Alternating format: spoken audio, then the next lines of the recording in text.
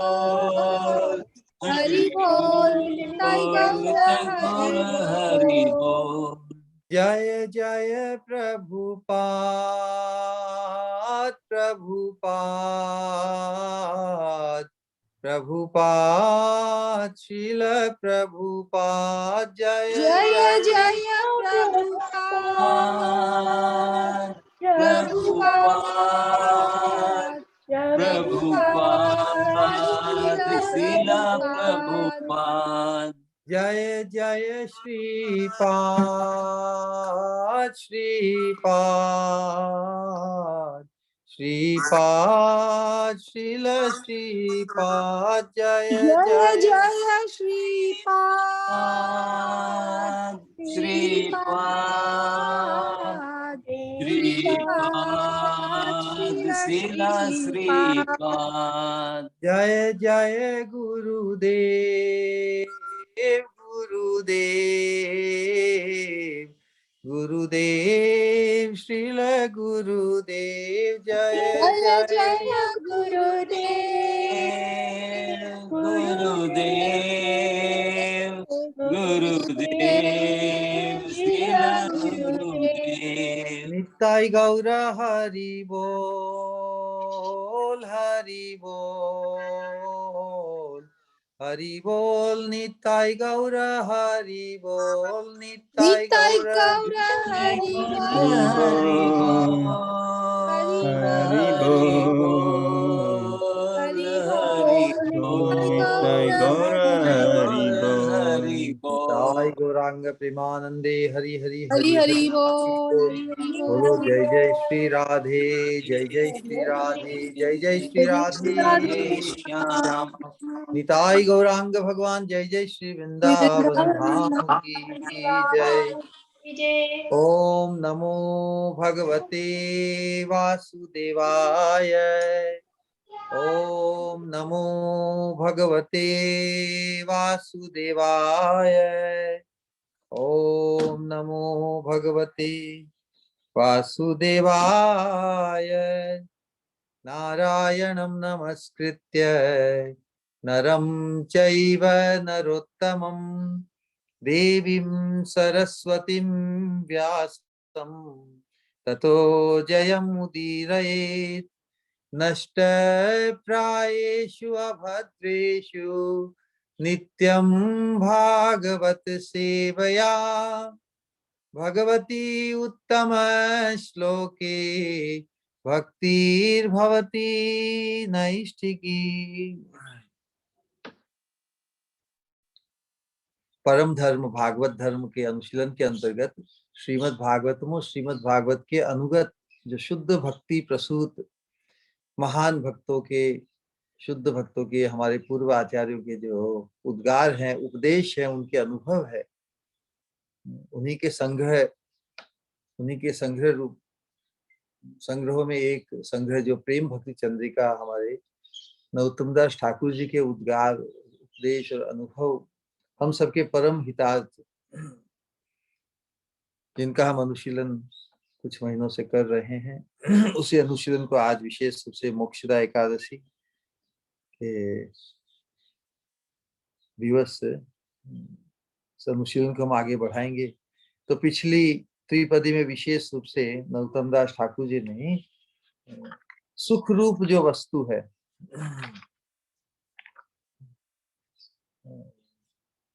वो तो भगवान श्री कृष्ण चंद्र का भजन है, लेकिन इस बात को स्थापित करना कितना मुश्किल है।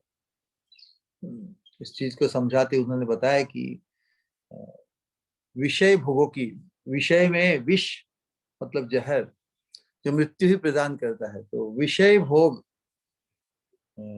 भोगों की जो गति क्या है विषमय है, मृत्यु तक ही ले जाती। मृत्यु के परे जो शाश्वत जीवन है या मृत्यु के परे भी जो रियल वास्तविक जीवन है उसकी कोई जानकारी से वंचित कर देती है। विषय भोगों में जो हमारी जो रति है उसकी विषमय परिणति हम समझते हैं, बुद्धिमान मनुष्य समझता है। देखिए इर्द गिर्द सर्वत्र लोगों की जो विषयों में, जो संसार में जो जिस प्रकार फसाहट है, संसार में कैसी कैसी खबरें, किस प्रकार की झंझटें, किस प्रकार के उपद्रव, किस प्रकार की विकृतियां हम संसार में सुनते हैं। हम सोचते हैं कि हम तो सुधर गए, हम तो सुधरे हुए, हम हमारे जीवन में ऐसा नहीं होता। हम किस किस प्रकार के पाप, किस किस प्रकार की ग्रंथियां, कर्म के दोष हम कल्पना ही नहीं कर सकते, हमारे जीवन में भी घटित होते हैं, हमारे सगे संबंधियों में या परिचित लोगों में भी होती है। दूसरे सुनते हैं, फिर भी मनुष्य इन सबको सुनते हुए, जानते हुए सोचता है कि नहीं, मैं तो इतना बुरा नहीं। इसकी परिणति हम समझते हैं, और हमारे जीवन में जो घटित हुई तो उसको हम उसको बाईपास कर दिया ना। हम सोचा कि ठीक है, वो तो हमारा पास्ट है, अब तो हमारा जीवन हमारे अंकुश में है।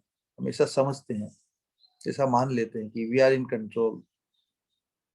उसी प्रकार इस जो संसार की जो यात्रा है, उसको उसी प्रकार हम आगे बढ़ाते हैं, बिल्कुल निश्चिंत होकर सोचते हैं कि वी आर इन कंट्रोल है। क्योंकि हमारा जो विषयों के सेवन से हमारी जो चित्त वृत्ति है, इस तरह आक्रांत है, इस तरह अनुरक्त है उसमें, इस प्रकार विषय भोगों के जो प्रबल संस्कार गहरी जड़ें जमाए रखी हमारे सिस्टम में। जानकर सुनकर भी जानिया सुनिया विषय खाइनु, तुमदास ठाकुर जी कहते हैं ना प्रार्थना में, हरि हरि विफले जन्म गुआइनु, मनुष्य जन्म पाइया राधा कृष्ण ना भजिया, जानिया सुनिया विषय खाइनु। सुख सार तो राधा कृष्ण के भजन में है, ये बात किस प्रकार स्थापित, किस प्रकार अंकित हो इस विषयों के भोगों में अनुरक्त आक्रांत चित्त हमारा सबका, प्राय सबका, किस प्रकार इस चीज को स्थापित करें कि विषय भोग से छूटने का जैसे कोई उपाय ही नहीं। इस प्रकार की बात प्रहलाद महाराज के कथानक से प्रहलाद बता रहे हैं, किस प्रकार जीव की अनंत जन्मों से इस प्रकार की फसाहट, उसके लिए कोई रिप्लेस, उसके उसे विकल्प में उसकी जो रुचि है, विकल्प का जो आकर्षण इतना प्रबल नहीं कि वो विषयों भोग के आकर्षण से अपने आप को मुक्त कर पाए।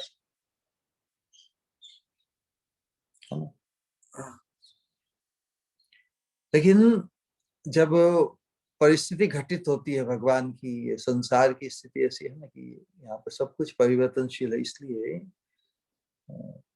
हमें हमारी जो जितनी भी धारणाएं हैं, जितनी भी आशाएं हैं, अपेक्षाएं हैं, उनमें व्याघात पहुंचता है। ये भगवान की बड़ी अनुकंपा है।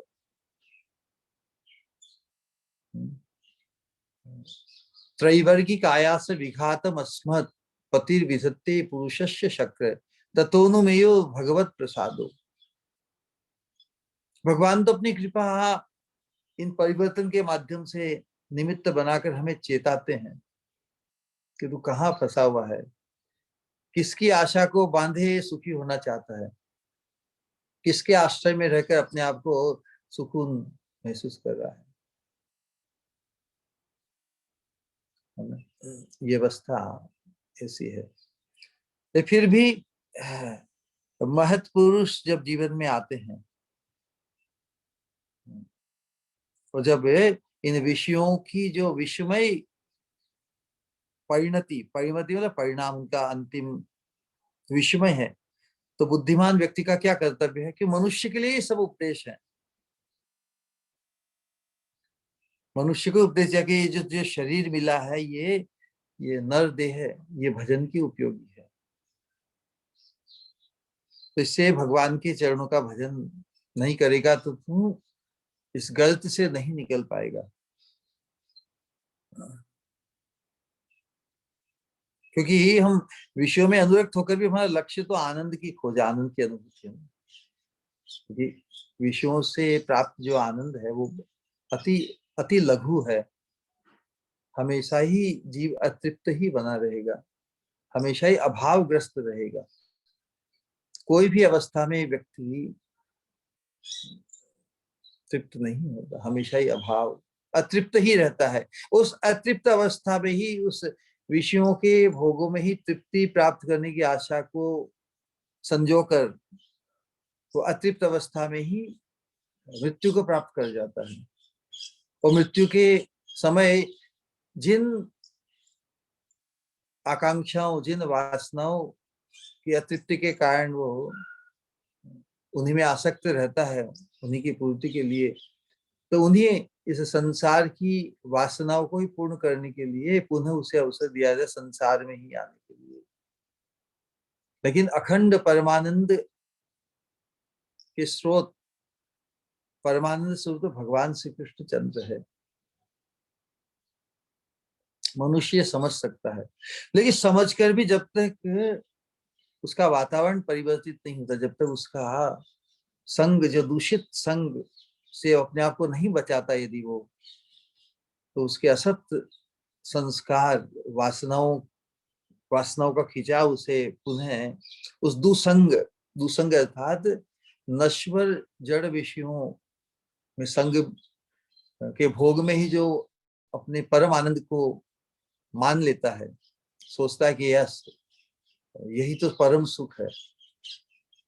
परम सुख करने से, जैसे एकांतिक सुख की परिभाषा बताई, जो शाश्वत हो, जो सुख एकांतिक मतलब वो कोई दुख से मिलित न हो, वही एकांतिक सुख है।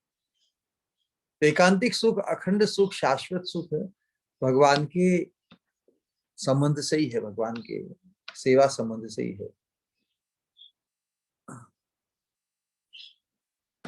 तो सुख सार वस्तु समझना बहुत बहुत मुश्किल है बद्ध जीव के लिए, ग्रंथि, क्योंकि वेद शास्त्र जो हमें धर्म के अंतर्गत भोग वृत्ति को संकुचित करने के लिए जो उपदेश देते हैं, कि स्वर्ग का प्रलोभन देते हैं, मोक्ष का प्रलोभन देते हैं, लेकिन जब पारमार्थिक जागृति हमारी हो जाती है तो फिर ये स्वर्ग और मोक्ष, भोग और मोक्ष दोनों ही समान हो जाते हैं। स्वर्गाप वर्ग नरकेशु अपि तुल्यार्थ दर्शनम, नरक जैसा ही है, क्योंकि जितनी बार हमें पुनः जन्म लेना पड़ता है, नरक ही है ना, जन्म लेना तो नरक ही है। सही बात है कि नहीं?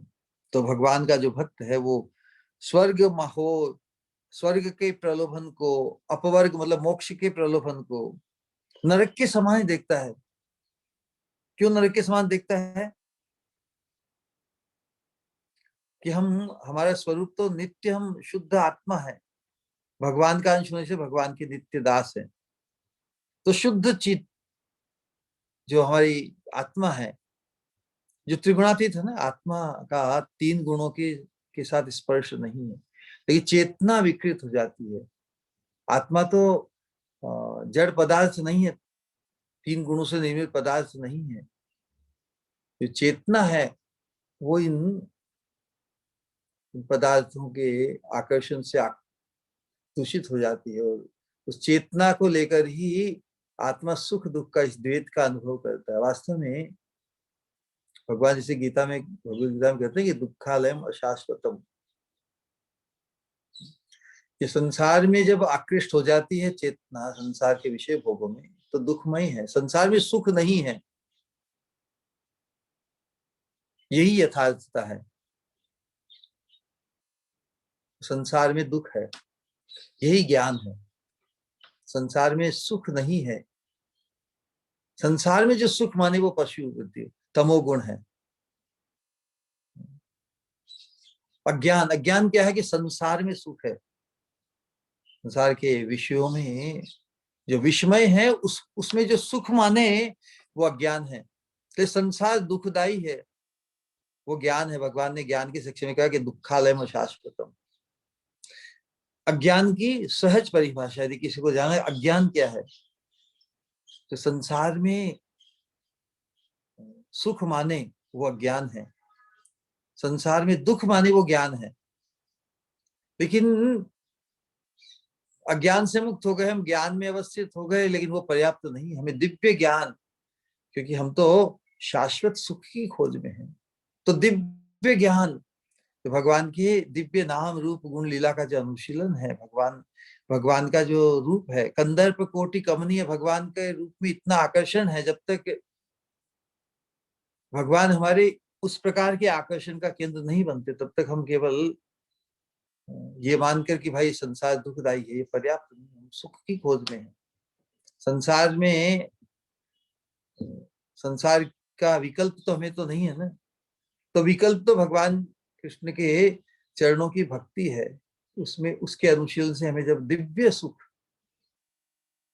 परमानंद की अनुभूति होती, तभी हम इस संसार के दुख के ऊपर फिर दुख से आक्रांत दुखी नहीं होंगे। हम जो उदाहरण देते हैं ना, जब कोई व्यक्ति आपात दृष्टि से बहुत पक्कड़ हो, बहुत ही दीन अवस्था, और लेकिन उसे जब अपने दिव्य बॉन्ड, उसके बॉन्ड पकने वाला है ना, बाप दादाओं ने कोई बॉन्ड उसके नाम पर सब विस्मृत हो गया, तो प्राग भाव, उसकी विस्मृति हो गई। लेकिन सत्संग के प्रभाव से या किसी संघ में आने से जब उसे मालूम होता कि नहीं, उसके बाप दादाओं की संपत्ति उसके नाम पर है और मैच्योर होने वाली है,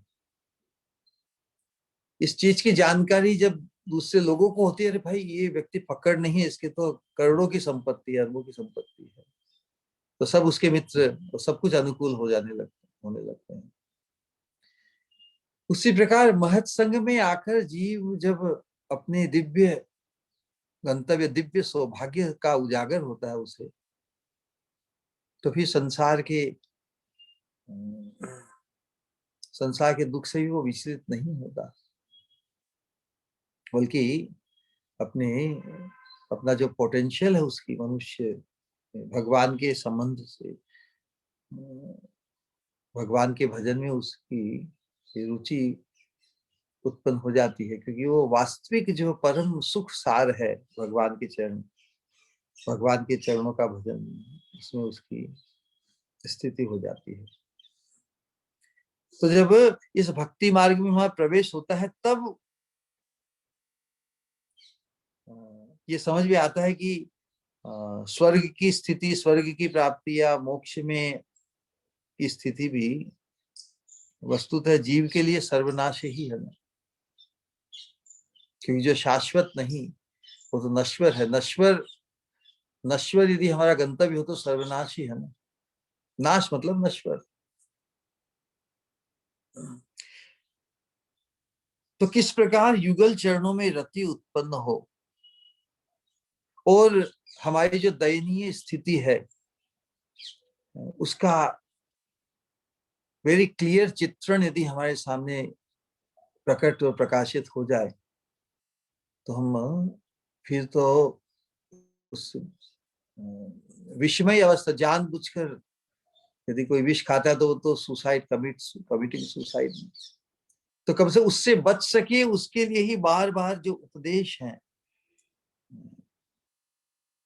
उनको समझाने के लिए शास्त्र बहुत प्रयास करते हैं। मनुष्य मात्र को ही लक्ष्य, सभी वेद शास्त्रों का लक्ष्य मनुष्य मात्र है। वेद शास्त्रों का लक्ष्य या जो टारगेट है, जिनके उद्देश्य से कहने का मतलब मनुष्य को जागृत करने के लिए है, पूरा फोकस पर्पस, जिनके उद्देश्य से वेद शास्त्र, वो मनुष्य ही है। मनुष्य को ही उसके परम टारगेट, भगवान के चरणारविंद की जो परम गति है उसमें उद्बोधित करने के लिए पूरा प्रयास है। तो युगल चरणों में रति, यही जो विधि वाक्य है उसकी गरिमा, उसकी महिमा समझाने के लिए जो निषेधात्मक उपदेश है उनको पुनः दोहराए। दो ही प्रकार के उपदेश है ना, एक तो जो ग्रहणीय करणीय विधि वाक्य, और जो कुछ छोड़ने के लिए त्याज्य उपदेश, निषेधात्मक उपदेश। तो आज की त्रिपदी में उन्हीं का संगम, पहले निषेधात्मक उपदेश के प्रबल कठोर वचन, मतलब किसी चीज में हमारी जो असत वस्तु में आसक्ति इतनी जकड़ जो पकड़ है उसको झटके से, बहुत तीव्र झटका देकर, जिस प्रकार हम किसी को किसी चीज से बचाने के लिए कोई गलत कदम उठाए तो उसे झाड़ कर, उसे क्रोध दिखाकर, उसे झटका देकर उसके बाद शर्म नहीं आती, मरने जा रहे हो, इतनी भी अकल नहीं। इस प्रकार के जो निषेधात्मक उपदेश देते हैं शास्त्र भी हमें जगाने के लिए। तो आज की त्रिपदी में नरोत्तम दास करके, देहे ना करी हो आस्था, मरी ले से यम शास्ता, दुखेर समुद्र कर्म गति।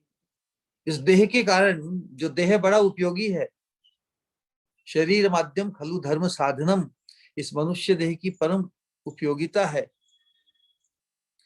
शरीर से उपयोगिता है।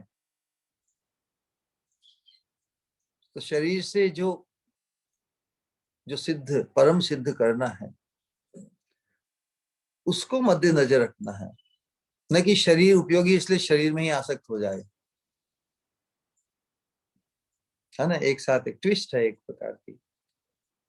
शरीर बहुत उपयोगी है, उपयोगी किसके लिए, जिस काम के लिए उपयोगी है उसको उसको सफल करना है, न कि शरीर को उपयोगी मान के शरीर में आसक्त हो जाना है। हाँ, शरीर तो यार वेरी यूजफुल, नहीं नहीं नहीं।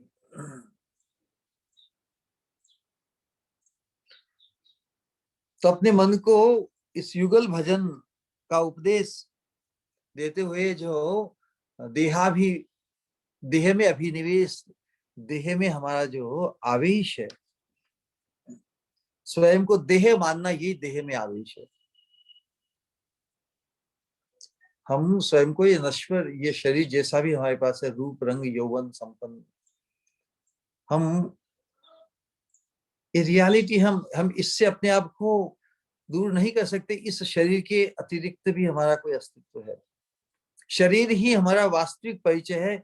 इस धारणा से हम किस प्रकार अपने आप को हटाएं, संभव नहीं है। तो देह में जिसका अभिमान है हमारा,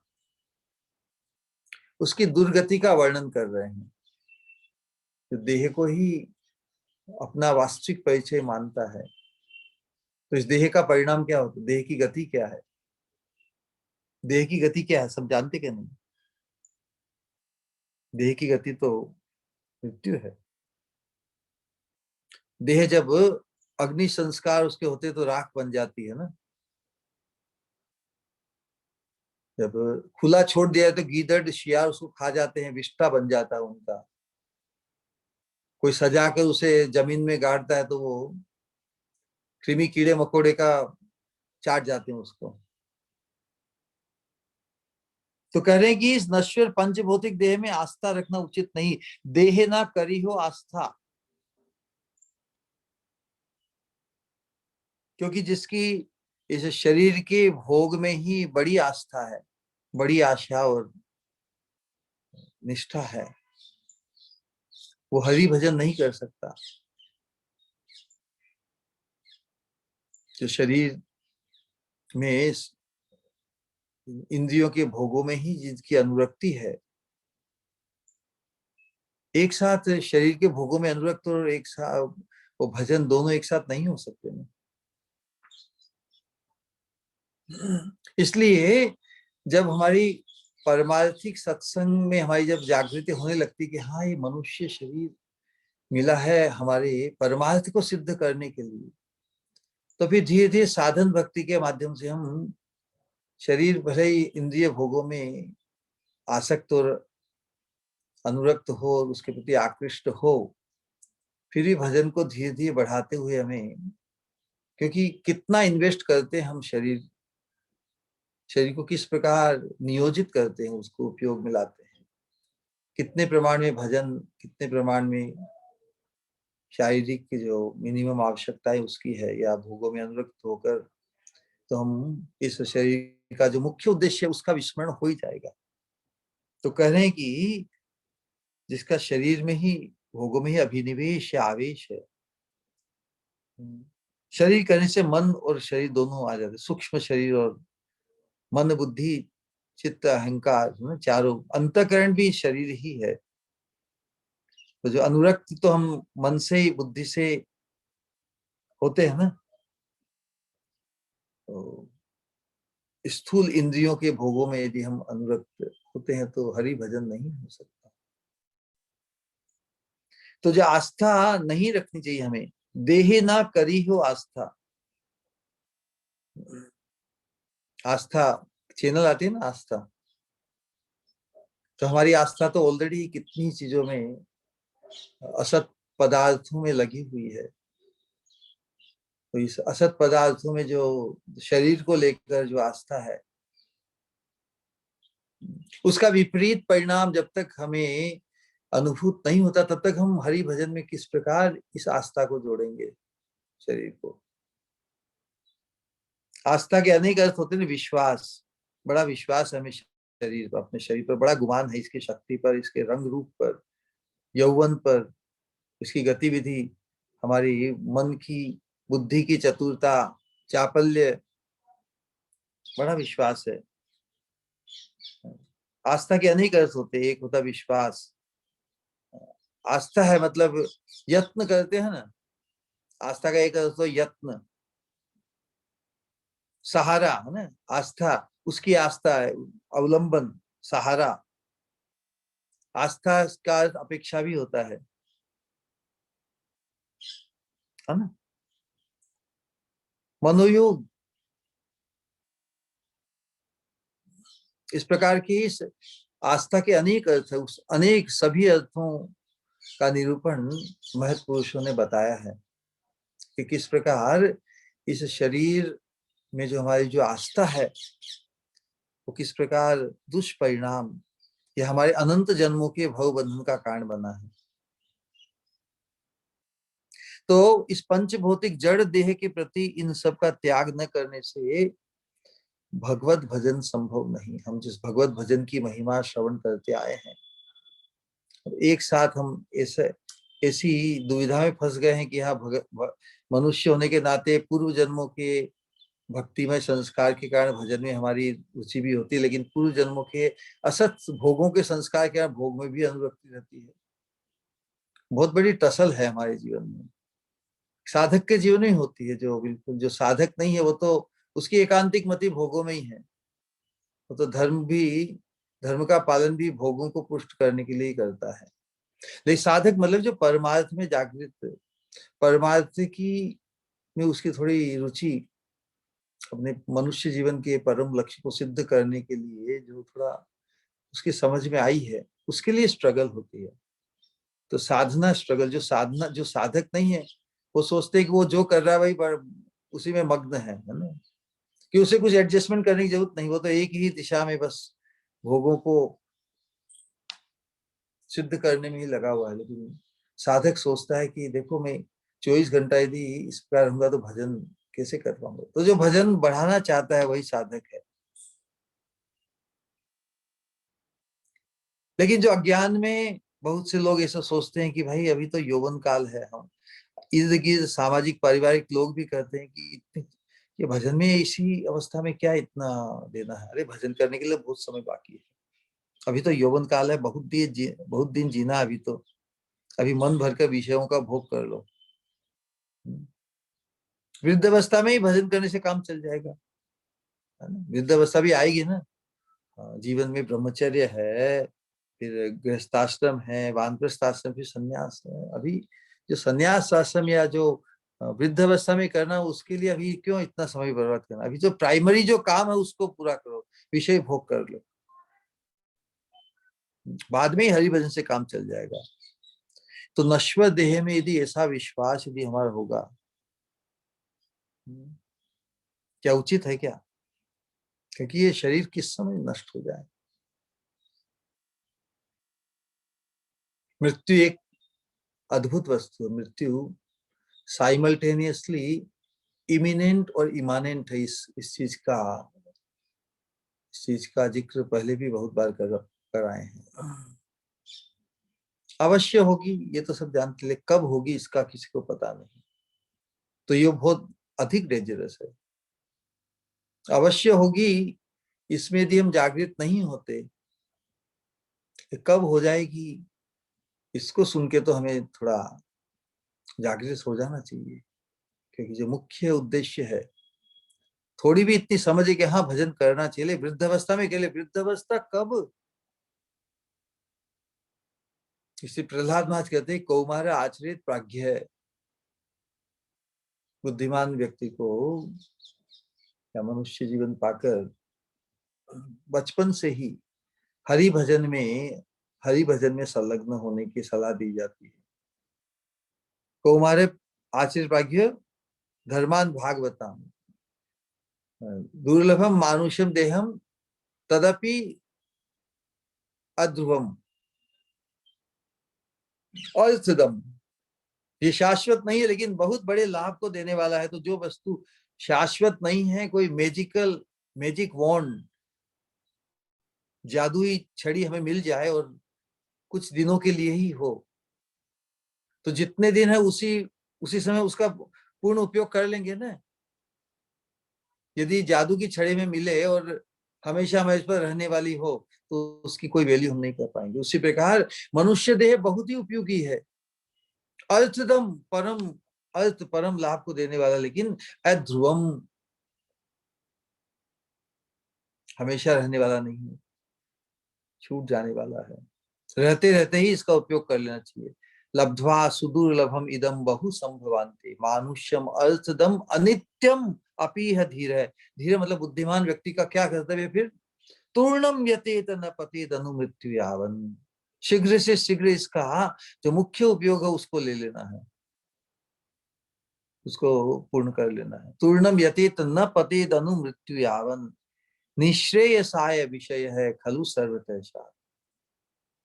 दूसरे उपयोग अनंत बार हमने विषय भोग में तो निःश्रेयसाय विषय खलु सर्वतः, सभी योनियों में विषय भोग का तो प्रयास, विषय भोग में तो हमने सर्वत्र अनेक बार प्रयास किया, लेकिन निश्रेय परम लाभ के लिए प्रयत्न नहीं कर पाए। तो इस जीवन में तो हम जो चीज बार बार करके भी उसका दुष्कर परिणाम हुआ है, चूइंग द च्यूड, बार बार उसे ही चूसा है, चूस के छोड़ दिया, वापस चूसने लगे हैं। लेकिन जो संभावना उसको हम सिद्ध नहीं कर पाए, वो संभावना क्या? निःश्रेयस है, परम कल्याण, शाश्वत जीवन की प्राप्ति के लिए, शाश्वत जीवन की संभावना इस मनुष्य देह से ही है। उस संभावना को हम सिद्ध नहीं कर पाए। तो बुद्धिमान व्यक्ति को तूर्णम यतेत न पतेत, कब आ जाएगी मृत्यु, जिसका पल भर में प्रलय हो जाएगा, उसी नश्वर देह में विश्वास कर हमारा शक्ति सामर्थ्य युक्त यौवन काल विषय भोगों में बिताकर वृद्ध अवस्था को हरि भजन के लिए रखना, ऐसा निर्णय मूर्खतापूर्वक है तो नहीं? कब आ जाएगी मालूम नहीं। क्या यौवन में किसी की मृत्यु नहीं होती? कुछ ठिकाना नहीं। किस प्रकार के रोग, संक्रमण, किस प्रकार के एक्सीडेंट्स, कितनी झंझट, कितने भगवान की तरफ से सृष्टि जो हमेशा ही चलायमान है, यहाँ पे कुछ भी स्थिर नहीं, कुछ भी निश्चित नहीं। इस चीज को हम, कोई भी साधारण बुद्धिमान व्यक्ति भी समझ सकता है। हमें ऐसे अनिश्चित संसार या जीवन में हम इतनी आस्था रखकर ये निश्चिंत हो जाएंगे, बाद में करेंगे, मुख्य कार्य बाद में करेंगे, और अभी तो जो जिसमें मन लगा हुआ है, संस्कार, हमारे दूषित संस्कार हमें गौण वस्तु है।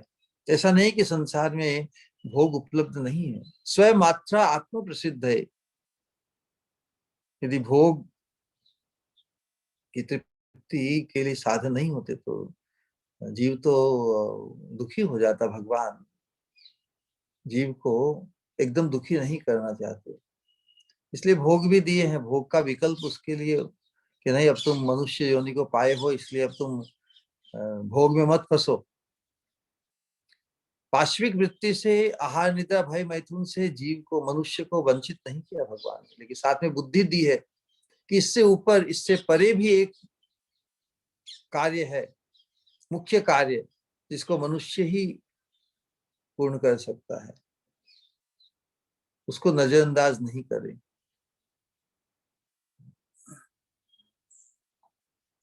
तो ऐसी आस्था शरीर में हो और हम नजरअंदाज कर दें और मृत्यु आ जाए तो वापस वही अवस्था हमारी है ना। कौमार आचरित प्राज्ञो धर्मान भागवतान दुर्लभम मानुषम जन्म तदपि ध्रुवम अर्थदम। तो जो अर्थ, जो लाभ देने के लिए मनुष्य जीवन, लाभ पाने के लिए मनुष्य मिला है, उसको नजरअंदाज नहीं कर सकते हम, है ना। यत्न, इतनी आस्था होती है कि यत्न पूर्वक उसकी हम रक्षा करते हैं। शरीर का बड़ा आदर करते हैं, कोई हमें स्पर्श कर दे कि हाउ डेयर यू, हम चिल्लाते हैं। शरीर को इतना श्रृंगार करते हैं, उसको इतना साफ करते हैं, रगड़ रगड़ के अलग अलग परफ्यूम और साबुन से उसका परिष्कार करते हैं, ड्रेस करते हैं, डेकोरेट करते हैं। शरीर वास्तव में नश्वर है, जड़ है, मुर्दा ही है। केवल जिसके कारण वो जीवंत लगता है वो तो आत्मा है, चैतन्य, लेकिन उसका कोई विचार नहीं है। कार की कोई सफाई करे, खूब उसके पॉलिश करे, कार में जो बैठा है ड्राइवर, उसका कोई विचार ही नहीं करे, तो काम चलेगा क्या। तो वैसी ही अवस्था इस नश्वर शरीर में जब हमारा अभिनिवेश होता है तो हमारी वही अवस्था है। बहुत यत्न आदर हम शरीर का करते हैं, शरीर ही का नहीं।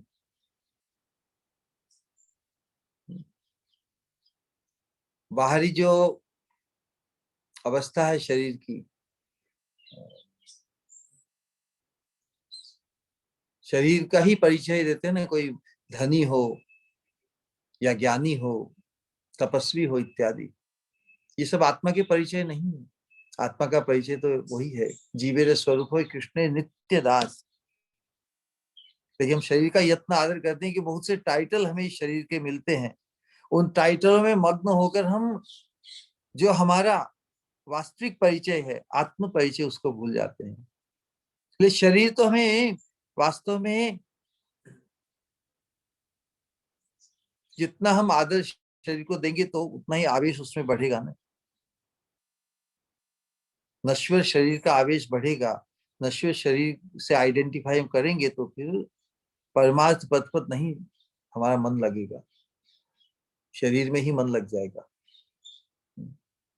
मन शरीर में लग जाएगा कि मन, शरीर को प्रोमिनेंस दे दी ना, जिसको हमने प्रोमिनेंस दे दी उसमें ही मन लगेगा, तो परमार्थ में कैसे लगेगा। कितना ही इसका आदर यत्न करे, एक दिन नष्ट हो जाएगा, ये समझते हैं ना बात। इसलिए देह की रक्षा करने के लिए जितनी आवश्यकता है उतना ही इसका यत्न करे। वो कहते हैं कि हम कहावत है कि हम जीने के लिए खाते हैं या खाने के लिए जीते हैं। तो उसी प्रकार याद रखना होगा कि जीवित रहने के लिए ही देह की रक्षा, और जीना किस लिए, भजन के लिए। जीवित रखने के लिए देह की रक्षा आवश्यक है, उसे आहार देना आवश्यक है, इसलिए जीना है भजन के लिए। भजन के लिए ही जीना होगा, विषय भोगों के लिए नहीं। देह एक साधन है, यंत्र है, शरीर माध्यम खलु धर्म साधनम। धर्म अर्थात जो परम धर्म है, भगवद अनुरक्ति, भगवत प्रीति। सवै पुंसाम परो धर्मो यतो भक्ति अधोक्ष्यते। मनुष्य शरीर में जो हमें ढांचा मिला है और जो अंतःकरण मिला, उससे हम परम धर्म, भगवत भजन, भगवत प्रीति को संपादित कर सकते हैं। तो ये यंत्र जिस मुख्य उद्देश्य से मिला है, तो उस मुख्य उद्देश्य को पुष्ट करने के लिए यथासंभव इसका आदर करना कर्तव्य है, भोजन या भोग के लिए नहीं। इस चीज को फिर शरीर के सहारे हम, आस्था का एक अर्थ है अवलंबन, आस्था। महाभारत में एक अद्भुत दृष्टांत मिलता है, किस प्रकार जीव इस शरीर के सहारे, होप अगेंस्ट होप, इतनी विडंबनीय अवस्था में होकर भी उस इंद्रियों के भोग में ही सब कुछ विपरीत परिणाम देखते हुए भी भोगों से उपराम, भोगों में आसक्ति उसकी कितनी प्रबल होती है।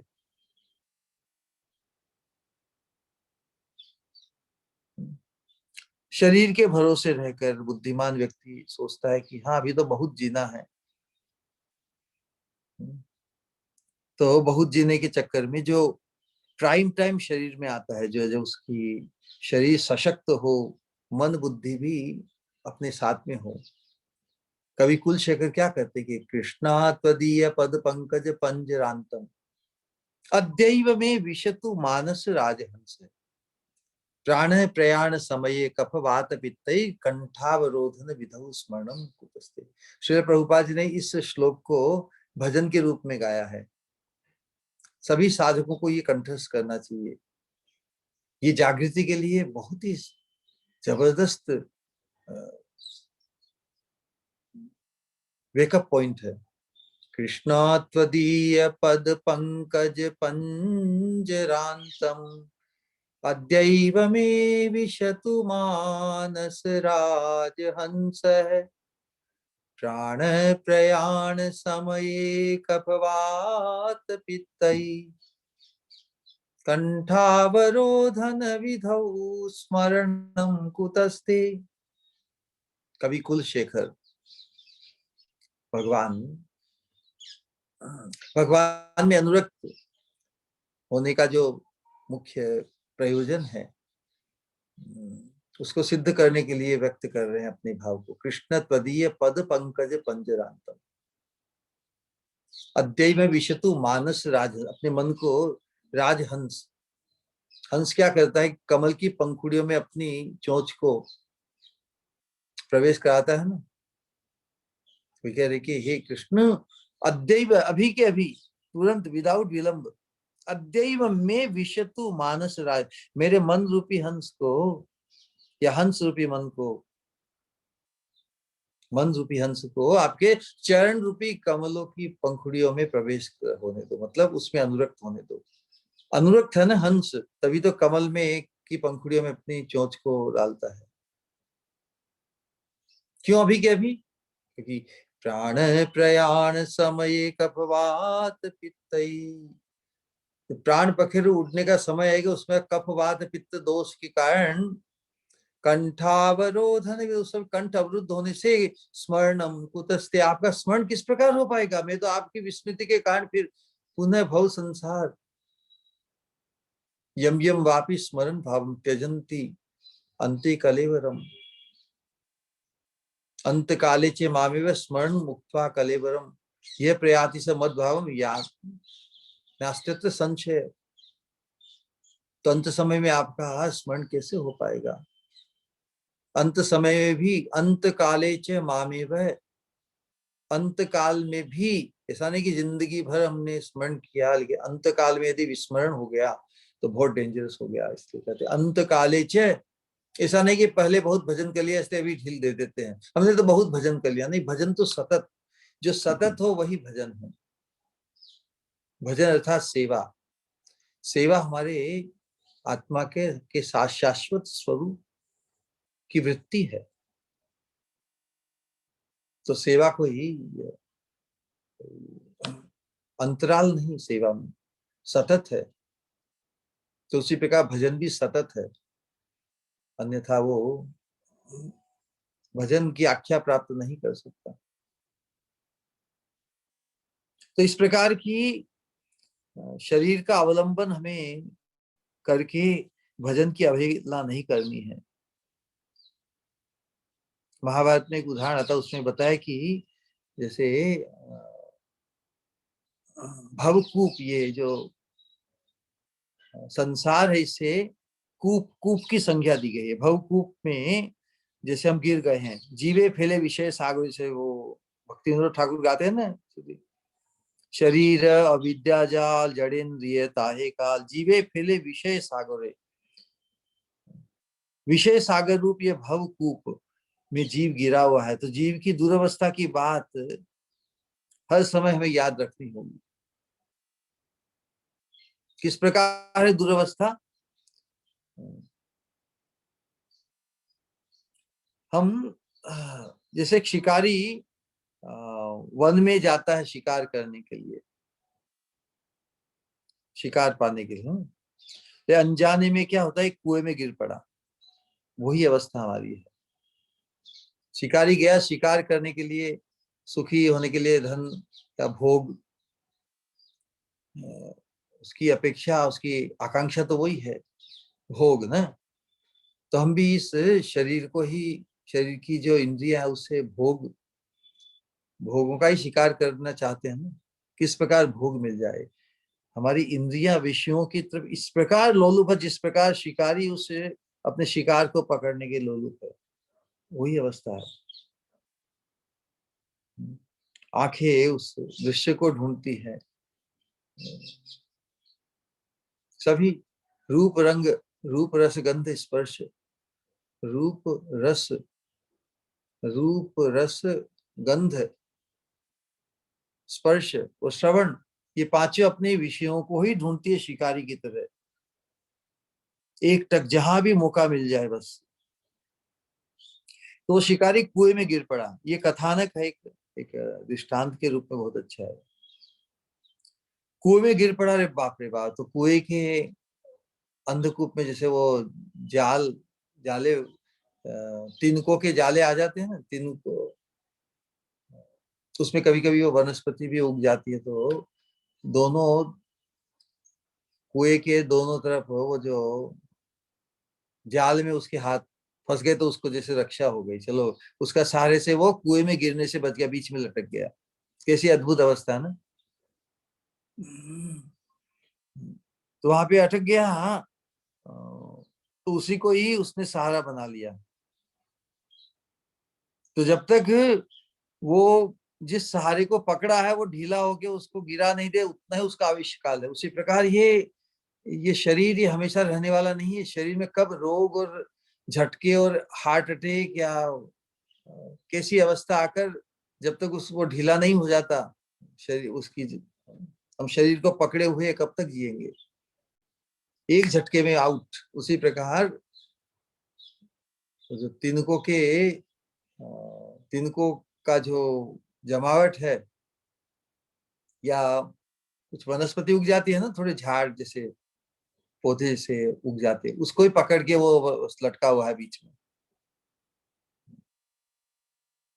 तो जब तक वो कब उसके भार को कब तक वहन करेगा वो तिनकों का गुच्छा या जो पेड़ जैसा या है। अब देख रहा कि नीचे एक भयावह सर्प है, नरक ही है ना। नरक, नीचे जाना मतलब नरक। और ऊपर व्याघ्र, व्याघ्र करते हैं शेर जैसे उसको खाने के लिए, कि वो कुएं में गिर गया, न नीचे गया न ऊपर। तो ऊपर से शेर उसको खाने को चाहता है, खाना चाहता है। और नीचे सर्प उसका इंतजार कर रहा है कब आए और मैं उसको निकलूं। सर्प, अजगर कहिए, कैसा भी कहिए।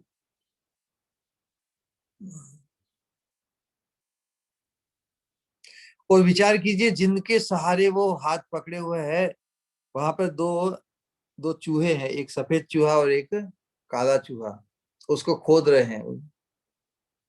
तो धीरे धीरे उसको ढीला करके उस तो मरने वाला ही है। तो दो चूहे हैं जो सफेद और काला, वो दिन रात, कोई दिन में मरेगा या रात में मरेगा ना। दो ही अवस्था है, दो ही काल की दो अवस्था, दिन या रात। वैसी दयनीय, विचित्र, विडंबनीय अवस्था होते हुए भी व्यक्ति की दृष्टि कहाँ है कि उन तृण के गुच्छों के बीच में वो मधुमक्खी का जाला है, वहां से मधु टपक रहा है। उस मधु टपकते मधु के आस्वादन में ही उसकी मति लगी हुई। वास्तव में इस विषयों के भोगों में आक्रांत जो चित्त वृत्ति जिस व्यक्ति की होती है, उसकी अवस्था वास्तव में ऐसी ही है। वो आगे पीछे का परिणाम की चिंता नहीं करके विषयों के सुख में ही इतना मत्त हो जाता है कि इस मनुष्य शरीर से जो इसका परम उपयोग है, जो परम लाभ है, इसका पोटेंशियल, उसका विचार ही समाप्त हो जाता है, विस्मृति हो जाती है। लेकिन वो उस टपकते हुए मधु की स्वाद में ही अपने आप को सुखी मानकर बिल्कुल निश्चिंत है। मृत्यु को देखकर भी नहीं डरता। बोलेगा जो बाद में होगा सो होगा, अभी तो चख लूं। ऐसी अवस्था उसकी है न। मोह की कैसी विडंबना, अद्भुत अवस्था। मोह की शक्ति कितनी प्रबल है, मोह की शक्ति कितनी प्रबल है। तो दिया कि बुद्धिमान यदि व्यक्ति कोई है तो इस देह के सहारे कभी निश्चिंत न हो। देह तो हमें निश्चिंत हो जाएगी तो फिर पूरी नाव ही डूब जाएगी। इससे भव बंधन, भव सागर को पार करने के लिए नौका स्वरूप है। निर्देहम आद्यम सुलभम सुदुर्लभम प्लवम सुकल्पम गुरु कर्णधार। इस मनुष्य शरीर की कल्पना एक सुकल्पम, बड़ी अच्छी सुदृढ़ नौका के रूप में। निर्देहम आद्यम, आद्यम मतलब श्रेष्ठ। ये मनुष्य शरीर ये श्रेष्ठ नौका की तरह, नौका के रूप में शास्त्र की कल्पना बुद्धिमान व्यक्तियों ने की है। निर्देह माध्यम सुलभम, और सहज ही में सुलभ हो गई है। सुदुर्लभम, सुदुर्लभ होते हुए भी समहाउ अदर, हमें तो मालूम नहीं पिछले जन्म में क्या हमने कर्म किए या किस रूप में, लेकिन उपलब्ध हो गई है, इतनी दुर्लभ है। प्लवम सुकल्पम गुरु कर्णधारम, और गुरु कर्णधार है। जिस व्यक्ति को श्री गुरु के आश्रय की प्राप्ति हो गई वही सफल मनोरथ होता है। तो ये मनुष्य देह में ही संभव है ना। पशु पक्षी थोड़ी गुरु बनाते हैं। तो ये अति दुर्लभ और श्रेष्ठ है। ये श्रेष्ठ अवसर, श्रेष्ठ वरदान है भगवान का।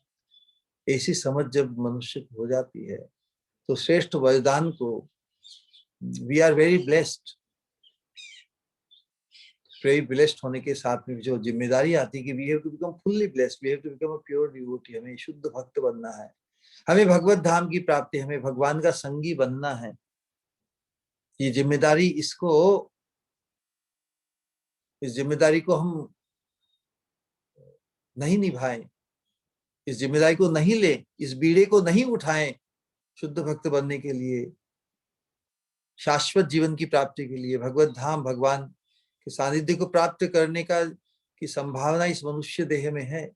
We are so blessed. मनुष्य शरीर इतना ब्लेस्ड अवसर है हमें। तो इसको बस, हाँ, वी आर वेरी ब्लेस्ड, इसी में संतुष्ट हो जाए हम। उसका जो ऑब्लिगेशन है उसको नजरअंदाज कर दे, हम फुल्ली ब्लेस्ड होने का प्रयास नहीं करें, तो इससे बड़ी मूर्खता और क्या हो सकती है। श्रीमद् भागवत में एक कथा आती है दत्तात्रेय जी की, ना। दत्तात्रेय ने इस शरीर को किस प्रकार इसके साथ व्यवहार किया और शरीर से क्या सीखा। सभी 26 गुरुओं के बाद में वो बताते हैं कि मैंने अपने शरीर से भी शिक्षा ली। शरीर से क्या शिक्षा ली? शरीर से वैराग्य की शिक्षा प्राप्त की। शरीर की जो गति है वो हमेशा स्मरण, दत्तात्रेय में हमेशा स्मरण रखता हूं कि अंततः ये शरीर अन्यों का उपयोग, मैं इसको क्लेम नहीं कर सकता कि ये मेरा है। वही बात बताई है जो पहले हमने बताई कि 3 गति शरीर की। तो शरीर से उन्होंने वैराग्य सीखा, शरीर को भी एक गुरु माना। शरीर भी मेरा गुरु है, भौतिक शरीर ये मुझे वैराग्य की शिक्षा देता है ना। रोगग्रस्त हो जाता है, वृद्धावस्था को प्राप्त हो जाता है और मृत्यु को भी प्राप्त होगा। इसलिए ये मुझे जो वास्तविक उद्देश्य है इस मनुष्य जीवन का, उससे गुमराह नहीं होने देता मुझे शरीर। इस प्रकार की शिक्षा मनुष्य से, शरीर से ले रहे हैं। सृष्टि और संहार से प्रभावित होता है ना ये शरीर, और कष्टमय अंत होता है इसका। इतना हम जानते हैं, देखते हैं, सब जगह सुनते हैं। शरीर का अंतिम परिणाम कष्टमय है,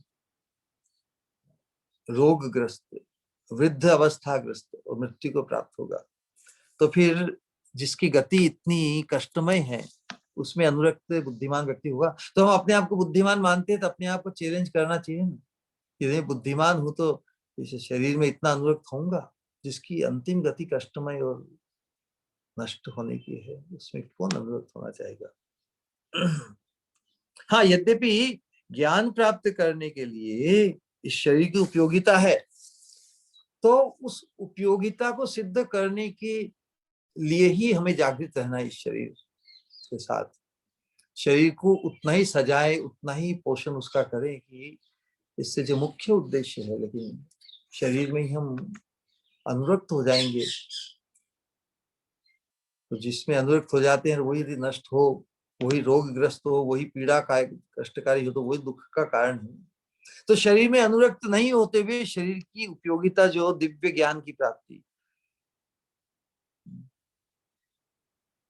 विरक्त होकर इस शरीर को परमार्थ के लिए ही उपयुक्त करना है, जिसे सर सिंपली ये बस जी सके और इससे भजन हो सके, भजन उपयुक्त।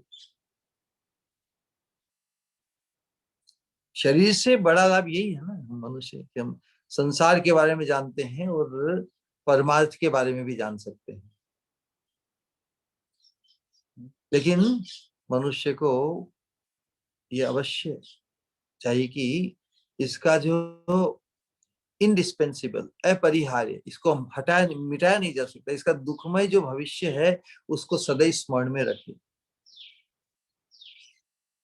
है ना। इसकी 3 गति बताई, तो दूसरों का है, अपना है, इसको हम क्लेम नहीं कर सकते। तो इससे हम अधिक स्नेह अनुराग नहीं रखना चाहिए, इसे विरक्ति का बोध होना चाहिए। ये आगंतुक है, इसका प्रारंभ जन्म से हुआ, मृत्यु इसकी अवश्यंभावी है। ऐसा अध्ययन मनुष्य कर सकता है ना। तो शरीर के ऊपर जो आडंबर हम धारण करते हैं, प्रसाधन और इसको सुखी करने के लिए, शरीर को सुखी करके हम सोचते हैं हम सुखी हो रहे हैं। शरीर को सुखी कर सकते हैं क्या? शरीर को उतना ही सजाना है, उतना ही संवारना है, जिससे जिस उद्देश्य के लिए ये मनुष्य शरीर में, दूसरे भी शरीर है ना, कीट पतंग पशु दूसरी योनि में भोग, उनसे उनका वही परिचय। कुत्ते से हम कुत्तेपने की ही अपेक्षा कर सकते हैं। ले मनुष्य से भगवान भी दिव्य गति की अपेक्षा रखते हैं। एक्स्ट्रा अधिकार जो दिया गया मनुष्य को, उसका उपयोग नहीं करे तो उस अधिकार से वंचित होना पड़ेगा। ये तो यही दुष्परिणाम है।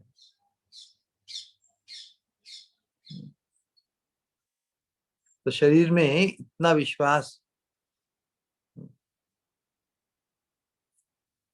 नहीं रखकर वास्तव में जो इसका परम प्रयोजन है, उसकी सच्चाई, इस मनुष्य शरीर को पाकर हम दिव्य चेतना को प्राप्त करना है। दिव्य चेतना में जागृत होने से फिर शरीर की जो आवश्यकताएं हैं, शरीर उसमें हम आसक्त नहीं होंगे। मिनिमम आवश्यकता से हम शरीर में आसक्त होने से फिर शरीर का जो मुख्य कार्य है उससे उससे हम उसकी विस्मृति हो जाएगी। ये सबसे बड़ी विडंबना। क्यों शरीर में आसक्ति रखने वाले व्यक्ति की ओर भी बताते हैं कि शरीर खुद को मानता है तो दूसरा शरीर जिसे वो पत्नी है उसे पत्नी मानता है, पत्नी अपने सुख के लिए, भोग के लिए, बच्चे, संपत्ति, पालतू पशु, नौकर, घर बार इत्यादि इत्यादि।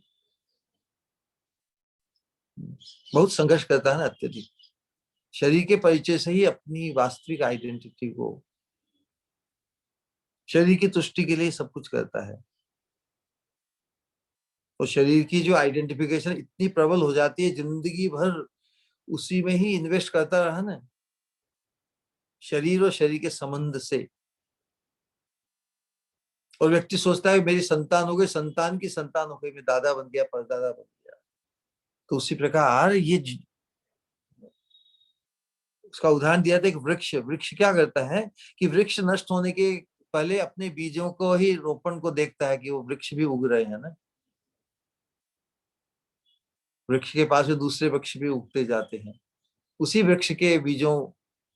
तो उसी प्रकार संतान होती है, संतान की भी संतान होकर उसके जो मरने वाला शरीर है अपने संचित कर्म के रूप में, संचित कर्म अपनी अतृप्त वासनाओं को लेकर सोचता कि हाँ मेरा भी ये संतान है, संतान की भी संतान हो गई, अपने अगले शरीर। और उसी प्रकार वही आसक्ति उसके साथ ही जीना चाहता है ना। तो उसी प्रकार अपने कर्मित, अपने संचित कर्मों की का जो बीजारोपण है उसके सामने ही हो जाता है। उसी आसक्ति में उसका देहपात हो जाता है। तो अपने भावी शरीर की कल्पना भी उसको हो जाती है। भावी शरीर की कल्पना उसकी मति के अनुरूप ही उसे वापस पुनः शरीर, नश्वर शरीर धारण करना पड़ता है। तो उसके संचित कर्म ही के रूप में ही उसका अगला शरीर का बीज प्रकट हो जाता है। तो इस प्रकार भौतिक जगत की ओर वो सोचता है कि यह भौतिक जगत का यही जीवन है, इसी प्रकार में जीता रहूं। तो भौतिक जीवन, भौतिक जगत का की जो निरंतरता है उसमें आश्वस्त हो जाता है कि यही तो जीवन है, यही जीवन है।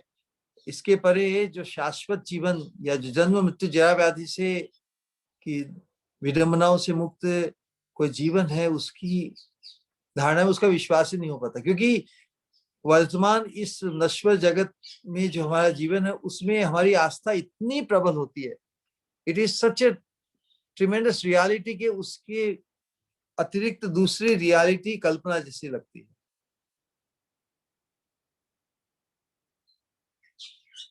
तो उसी आशा में उसका जीवन, भौतिक शरीर समाप्त हो जाता है और उसकी मति के अनुरूप ही वापस का भौतिक जीवन वापस प्रारंभ होता है।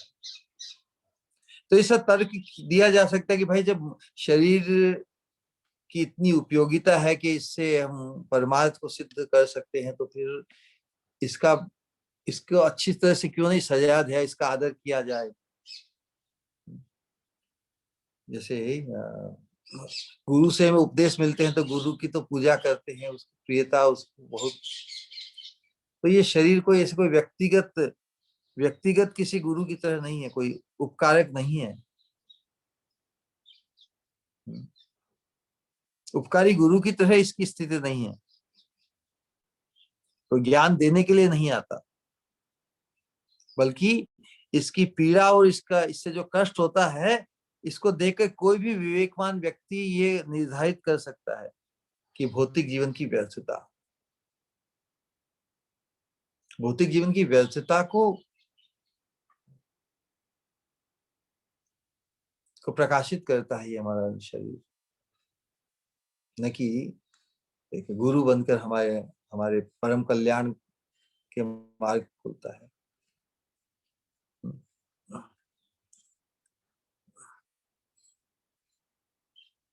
तो जो लोग मूर्खतावश इस नश्वर शरीर को ही सर्व प्रधान मान लेते हैं, है ना, और उसमें बड़ा गर्व करते हैं, उनकी तुलना हम बुद्धिमान व्यक्ति या जागृत, उनको धीर नहीं कहा जा सकता।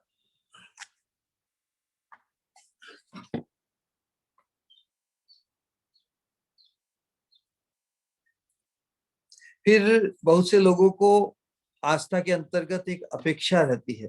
अपेक्षा यही कि भाई लोग क्या सोचते हैं, साधक के लिए बात करते हैं कि देह से क्या अपेक्षा करते हैं? सुख सुविधा, सुख सुविधा की अपेक्षा। Desire to be in comfort zone, हम शरीर के लिए कंफर्ट जोन स्थापित करते हैं ना, घर बंगला बनाते हैं, शरीर को सजाते हैं, खिलाते पिलाते हैं, ये कंफर्ट जोन शरीर को लेकर। तो फिर जब कंफर्ट जोन में व्यक्ति आ जाता है, देखिए कमाई है, घर परिवार सब कुछ है, बोल रहे कि यार ये झंझट है, भजन की झंझट क्या है, डजंट मेक सेंस ना। त्याग करना, वैराग्य धारण करना, नियम निष्ठा, ये सब करना, कंफर्ट जोन में फंस जाता है जीव, तो उसकी शरीर की अपेक्षा है ना, शरीर की अपेक्षा से बन जाता है। तो परमार्थ सिद्ध करने के लिए जो आवश्यक त्याग या जो संकल्प, वैराग्य, नियम का पालन, 4 नियमों का पालन करते हैं ना कि no meat eating, no gambling, no अवैध संबंध इत्यादि, तो उसमें उसकी मति नहीं जाती। वो सोचता है क्या ये झंझट है, क्यों नहीं खाऊं, क्यों मांसाहार नहीं करूं, क्यों व्यसन नहीं, बड़ा सुख मिलता है, उसके बिना रह नहीं सकते। व्यसन का मतलब ही है व्यसन, जिसके बिना, जिसके खाए बिना रहा नहीं जाए। तो व्यसन मतलब दुखदाई। व्यसन का जो पारिभाषिक या जो इटिमोलॉजी का मीनिंग है, वी मतलब विदाउट, असन मतलब खाना, मतलब जिसके बिना रहा नहीं जाए, तो जिसके बिना रहा नहीं मतलब दुखी होना ना। तो व्यसन का तात्विक अर्थ है दुखदाई। व्यसन मतलब दुखदाई, जिसके बिना रहा न जाए, तो दुखदाई है व्यसन। लेकिन जो व्यसन की जब तक पुष्टि होती जाती है, तब तक व्यक्ति उससे इतना बंध जाता है कि बाद में प्राप्त नहीं होगा तो दुखी होगा, इसका भी उसे सोच नहीं होता। इतनी अपेक्षा अपने कंफर्ट जोन में बन जाता है जीव। तो फिर ऐसी अवस्था में मेरा भजन में प्रवेश करना संभव है क्या? नहीं है संभव। मरीले से यम शास्ता, मृत्यु ही इसकी गति है और यम से ही उसका शासन होगा।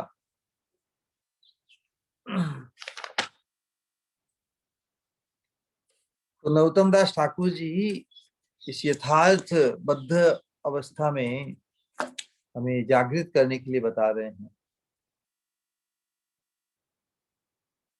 हमारा मनोयोग, इस आस्था के कारण ऐसा मनोयोग हो जाता है, हम भजन में अग्रसर नहीं कर पाते अपने आप को, जड़ीय विषयों में ही अभिनिष्ट रहता है। फिर बहुत बार जिस प्रकार अलग अलग लोगों को संस्कारवश या ऐसे माहौल में उनका जन्म होता है, तो सत्संग की प्राप्ति तो होती है, नियम रक्षा के लिए यथा आप साधक के लिए यथा समय भजन भी करते हैं,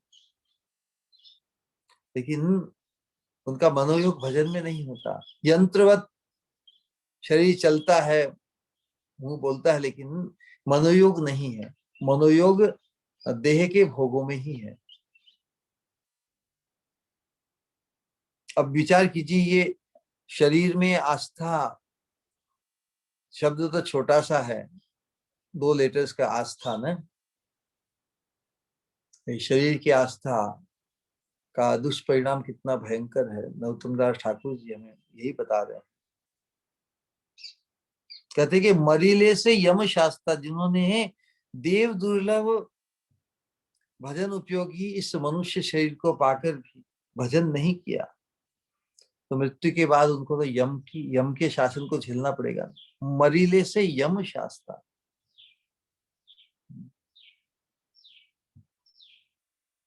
जो जो करणीय काम उसको नहीं किया फिर दंड तो भोगना पड़ेगा ना। और वो यम दंड कैसा भयंकर होगा। हम भागवत के पंचम स्कंद में अनेक प्रकार के नरकों का वर्णन सुनते हैं। पाप कर्म में जो रत है, इंद्रियों में लोलुप होकर, विषय भोगों में जो अनुरक्त होकर क्या क्या नहीं करते, विकृत विषय भोग वासनाएं। पशु तो अपने स्वभाव के अनुरूप है, लेकिन मनुष्य की जब इंद्रिय भोग वृत्ति विकृत हो जाती है तो वो पशु से भी बदतर हो जाता है। कितने पाप, कितने उलट पुलट, कितनी विकृतियां उसमें आ जाती है। तो उसके कारण अधर्म के कारण भी उसको यम के शासन को झेलना ही पड़ता है। कैसा शासन है नरक का, है? उसके पढ़ सुनकर भी हमारा मन एकदम कांप उठे। पंचम स्कंद में सुनना कितने प्रकार के नरकों का वर्णन अनेक प्रकार के। तो यमदंड हो जाए भोग, ये तो केवल एक, वो कहते ना, कोई जब व्यक्ति गलत काम करता है तो उसको दुष्परिणाम भोगना पड़ता है। दुष्परिणाम भोग के भी क्या, वो दुष्परिणाम भोग कर भी उसको फिर उससे मुक्ति थोड़ी हो गई, उसे वापस कर्म गति रूपी समुद्र में गिरना पड़ेगा ना। दुखेर समुद्र कर्म गति, मरीले से यम शास्ता। यमदंड भोग के पश्चात भी कर्मों के अनुरूप अनेक प्रकार की योनियों में उसे अनंत जन्मों दुख भोग करना पड़ेगा। ये दुष्परिणाम। तो मनुष्य जीवन पाकर भी यदि मनुष्य उसको, इसका जो वास्तविक मुख्य उद्देश्य उसमें सफल नहीं होता, उसका भयंकर दुष्परिणाम होता है। ये मनुष्य को जागृत करने के लिए बार बार ये कठोर वचन शास्त्र में प्रकाशित होते हैं। तो कर्म की गति महादुखदायी, उसी का विचार करते हुए हमने प्रारंभ में बताया था कि ये शास्त्र के उपदेश कब लगेंगे हमें, लग जाए तो दवा बन जाए। कौन लगाएगा? महत् पुरुष में हमारी श्रद्धा, महत् पुरुष हमारे उद्धारक हैं। भगवान ही महत् पुरुष के रूप में हमारे जीवन में हमारा उद्धार करने आए हैं। इस प्रकार की निष्ठा, इस प्रकार का पूज्य भाव, इस प्रकार का दिव्य भाव, तभी हमारा जो कर्म ग्रंथि का जो उच्छेदन, एकमात्र अचूक साधन महत् पुरुष का अनुगत्य ही है, और कोई साधन नहीं। और कोई स्वतंत्र जो साधनाएं हैं तपस्या की इत्यादि, वो अपूर्ण है। उनका भी अंतिम परिणाम भयंकर है। संसार चक्र से छुड़ाने की जो प्रॉमिस दी जाती है वो वास्तव में नहीं। जब तक हम भगवत पाद पद्म में अनुरक्त नहीं होते, रति रासो भवे तीव्र, जब तक भगवान में हमारी रति उत्पन्न नहीं होती तब तक हम भव बंधन से मुक्त नहीं हो सकते। तो इसीलिए एक तरफ तो ये विरोधात्मक या जो निषेध दुष्परिणाम को प्रकट करने वाली जो देह में आस्थाएं हैं, देह का अवलंबन, देह के सहारे हम जीकर अपने आप को सफल मानते हैं, जो दुष्परिणाम का कारण। दूसरी तरफ बता रहे हैं दूसरी त्रिपदी में कि देखिया सुनिया भजो साधु शास्त्र मते यजो, युगल चरण करुरति। तो अब इतना बोध यदि बार बार श्रवण करके हो जाए कि वे मानव देह की नश्वरता और अनेक जीव योनियों में विभिन्न दुखमय अवस्थाओं को झेलना पड़ेगा, साधु शास्त्र सभी ये बात कहते हैं, तो उनसे सुनकर हरि भजन की उपयोगिता और हरि भजन की उपयोगी इस देह से भजन करना हमारा प्राइमरी कर्तव्य है। तो साधु शास्त्र उनके निर्देशानुसार महत पुरुष का आश्रय में अवश्य ही हमें भजन करना चाहिए। देखिया सुनिया भजो, देख लिया संसार की दुर्अवस्था, सुन भी लिया, और साधु शास्त्र हमें जिस परम कल्याण के मार्ग को प्रकाशित करते हैं, हमारे लिए प्रेरित करते हैं, तो उनके मार्गदर्शन में आकर, उनके आश्रय में आकर हमें अवश्य भजन करना है, तभी हम बुद्धिमान कहलाएंगे। यही बुद्धिमान व्यक्ति का काम है। विशेष रूप से हम इस वर्तमान युग हमारा चैतन्य महाप्रभु का युग है, तो चैतन्य महाप्रभु ने हमें श्री राधा कृष्ण युगल युगल में हमारी रतिमति रखने के लिए युगल भजन करना ही हमारा कर्तव्य है। महाप्रभु ने हमारे कल्याण का जो परम सोपान है वो क्या है? राधा कृष्ण युगल की प्रीतिमयी सेवा। ऐसा सुदुर्लभ युगल भजन जो पूर्व युगों में या पूर्व के लोगों में ब्रह्मा, शिवजी, उद्धव इत्यादि इनको भी उपलब्ध नहीं हुआ। इतना दुर्लभ होते हुए भी इस विशेष कलयुग में चैतन्य महाप्रभु की कृपा से हम पतित और असहाय अक्षम जीवों के लिए भी सुलभ किया है। इस सौभाग्य को हमें समझना होगा। महाप्रभु की कृपा से उसका आस्वादन हम जैसे जीवों को भी प्राप्त हो सकता है। इस चीज को समझना होगा। So what is there for me, जिस प्रकार व्यक्ति सोचता है ना संसार के स्वार्थ को लेकर, कोई भी कार्य या कोई भी अनुष्ठान व्यक्ति करता है, कोई भी परिश्रम करता है, तो उसकी आशा बनती है कि व्हाट इज, मुझे मेरे लिए क्या मिलेगा। उसी प्रकार इस वर्तमान कलयुग में चैतन्य महाप्रभु की शिक्षा के संपर्क में यदि हम आए हैं, तो ये जो हमारी टेंडेंसी है, what is there for me, तो क्या है मेरे लिए? भगवान के चरणों का आश्रय, भगवान के चरणों की सेवा का मकरंद आस्वादन, दैट इज फॉर मी। उसी को हमें लक्ष्य करना, उसी की आकांक्षा को संचित करना है। महाप्रभु की ये, तो ये हमने चैतन्य महाप्रभु का के आश्रय को, चैतन्य महाप्रभु की शिक्षा को आदर दिया है।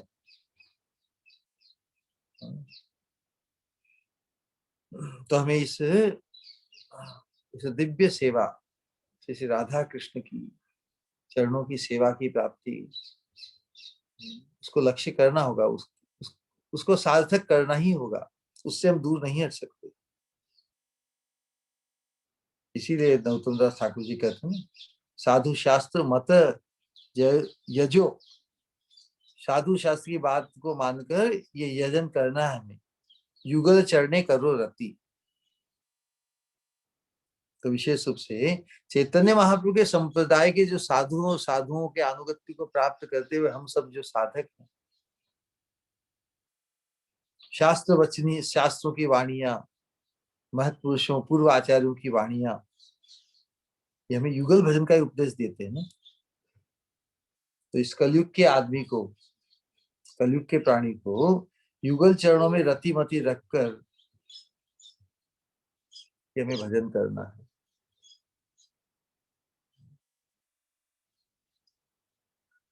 तभी संभव है ना? हमारे जीवन का परम मनोरथ पूर्ण। हरे कृष्ण। कितना भी हम कहें सुने, लेकिन इसको ग्रहण तो हमें स्वयं को ही करना होगा। ऐसा नहीं कि हम सत्संग बहुत सुनते हैं, बार बार सुनते हैं, सुन लिया, सुनेंगे बार बार, क्योंकि हमको क्रेडिट मिला ना, हमें इस साधक जीवन में एक इमेज बन जाती है कि हम कितना सत्संग करते हैं, कितना श्रवण करते हैं, कितना कीर्तन। नवदा भक्ति की भी चर्चा सुबह के सत्संग में हो रही थी। इतना करते हैं, हम इतना भजन करते हैं, इस प्रकार हमारा परिचय है कि हम भजन में हमारी अनुरक्ति हुई कि नहीं। भजन का आवेश है, भजन में आवेश उत्पन्न हुआ कि नहीं। भजन का आवेश होने से मैं इतना भजन करता हूं, ये हमारा परिचय है। लेकिन भजन में मेरी अनुरक्ति, भगवान में अनुरक्ति, भगवान भजन का जो अनुशीलन है उसमें मुझे रति, उसमें हमारी आसक्ति हुई कि नहीं, ये बहुत आवश्यक है। तो साधु शास्त्र तो हमें जागृत करने के लिए बहुत है। उपदेश, साधु वचन हमारे जीवन में वो किस स्तर तक कितने गहरे उतरते हैं, उसका निर्धारण तो खुद को ही करना पड़ेगा। तो जब भजन में हमारी अनुरक्ति बढ़ेगी तो फिर लोभ बढ़ेगा भजन का। लोभ बढ़ेगा व्यक्ति का, तो व्यक्ति अपने आप को वंचित अनुभव करेगा। वंचितोस्मि वंचितोस्मि वंचितोस्मि न संशय। भगवत दर्शन, भगवत सेवा की अप्राप्ति का मोह, मोह इष्ट दर्शन बिनु। मुझे भगवान के दर्शन कब होंगे, भगवान के चरणार बिंद की सेवा कब प्राप्त होगी, ऐसा मोह, ऐसा मोह जब उत्पन्न हो जाए तब हमारा भजन में प्रवेश हुआ है। तो भजन में प्रवेश कराने के लिए ही चैतन्य महाप्रभु ने जो क्रंदन की पद्धति बताई है, हमें पुकार पुकार के भगवान से कृपा की प्रार्थना करनी है। हरे कृष्णा। आज इतना ही। किसी का कोई प्रश्न या जिज्ञासा हो तो प्रस्तुत करें।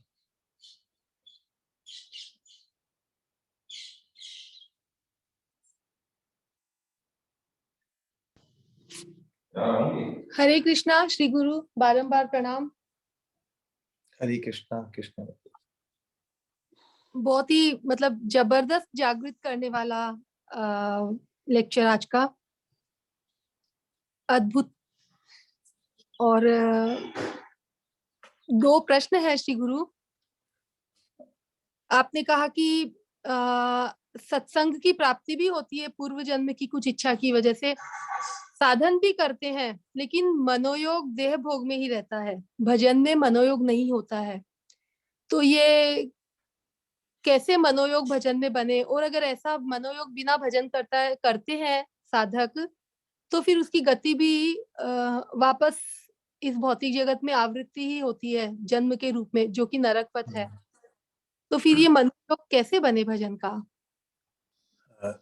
ततो दुसंगम उत्सृज्य सत्सु सज्जेत बुद्धिमान। जब तक महत्पुरुष में अनुरक्ति नहीं होती, महत्पुरुष जो देना चाहते हैं, महत्पुरुष को जो अभिष्ट है, जिसमें जिसके प्रति अनुरक्त होते हैं, उन्हें प्रसन्न करना चाहते हैं ना हम। जिसमें अनुरक्त होते उसे ही प्रसन्न करना चाहते हैं। जिसको प्रसन्न करना चाहेंगे, प्रसन्न कैसे होंगे महत्पुरुष? हमारे जीवन में जब शुद्ध भजन होगा, हम शुद्ध भजन के लिए विषय भोगों का न्योछावर करेंगे, एक साथ श्रवण भी करेंगे महत्पुरुष से, और साथ में जो परहेज है, जो प्रिकॉशंस है, जो त्याज्य है, उनको नहीं छोड़ेंगे। क्यों नहीं छोड़ेंगे? हम सोचते हैं कि हाँ, हम दिखावे तो महत पुरुष की बहुत वाहवाही करते हैं कि वो बहुत बहुत बढ़िया प्रवचन है, बहुत बढ़िया, बहुत बढ़िया, बहुत बढ़िया। जैसे महत पुरुष श्रवण करने के बाद में उसका मनन नहीं है हमारे लिए। रोना चाहिए साधक को कि इतना सुनने के बावजूद भी क्यों मेरी अनुरक्ति विषय भोगों में या संसार के संबंध से जो हमारे आवेश है, प्रतिष्ठा के, श्रेष्ठता के जो आवेश हैं, वो हमें बांधे रखते हैं।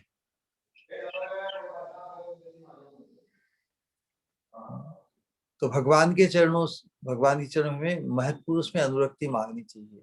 चैतन्य महाप्रभु के सानिध्य में जब महाप्रकाश लीला में बहुत से भक्तों ने कहा कि मेरे गुरु में मेरी प्रीति हो, अपने श्री गुरु में प्रीति मांगी भगवान से, क्योंकि जिसकी श्री गुरु में प्रीति होगी, because Shri Guru is the most blessed. Shri गुरु भगवान में अनुरक्त है।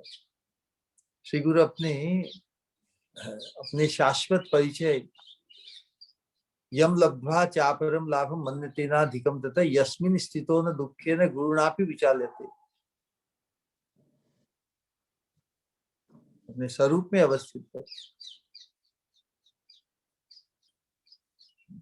उन्हें प्रसन्न करने के लिए मैं कपट नहीं रख सकता, कपट नहीं रख सकता।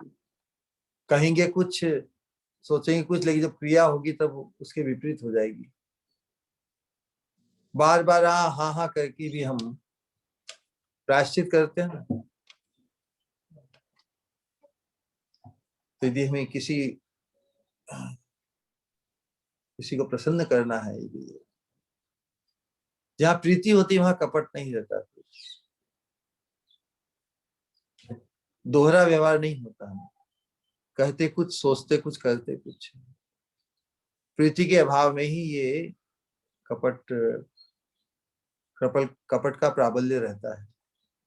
हम दिखने में तो सत्संग करते हैं, श्रवण करते हैं, ये अच्छी बात है, बहुत बढ़िया, लेकिन उसके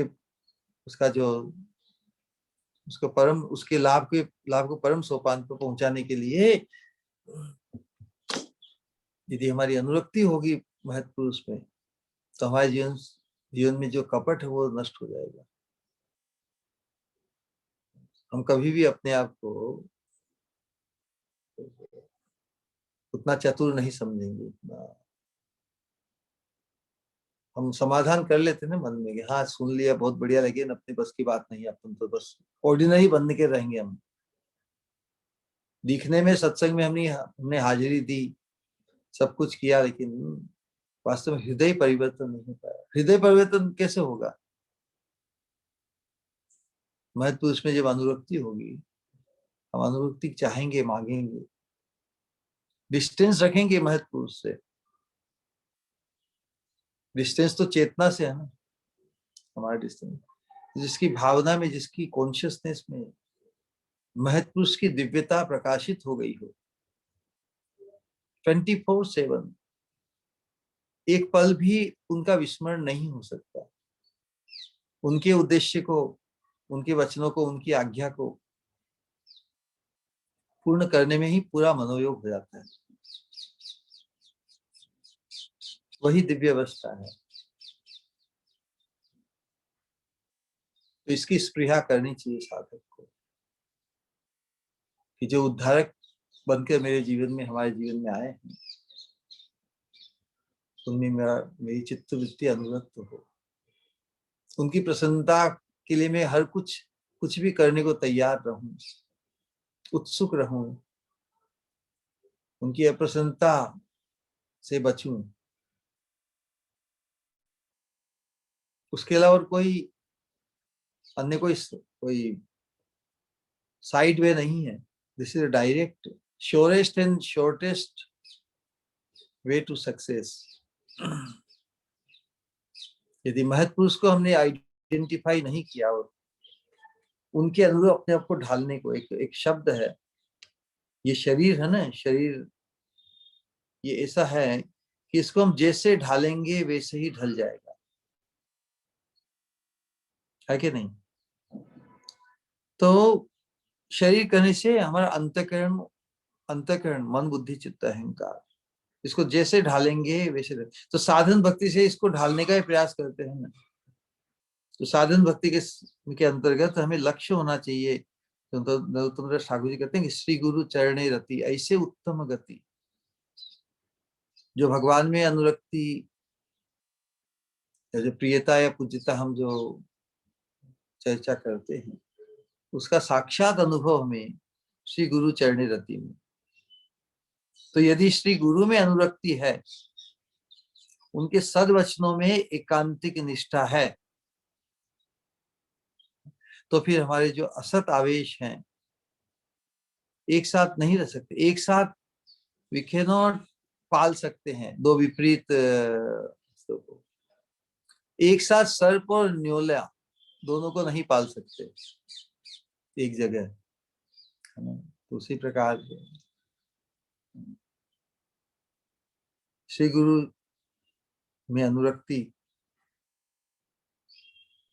होने से बाकी सब असत वस्तु की जो पकड़ है, आवेश, वो छूट ही जाएगा। मुझे उन्हें प्रसन्न करना है, और ये मेरी जो ग्रंथि, मेरी जो विचारधारा, मेरी जो वृत्तियां, मेरे बोल, हमारी वाणी का, चिंतन का, क्रियाओं का, सबका शोधन इन वन शॉट। हमारी वाणी भी बहुत जागृत, बहुत ही अलर्ट हो जाएगी। हम क्या बोले क्या नहीं बोले, सोचना भी क्या,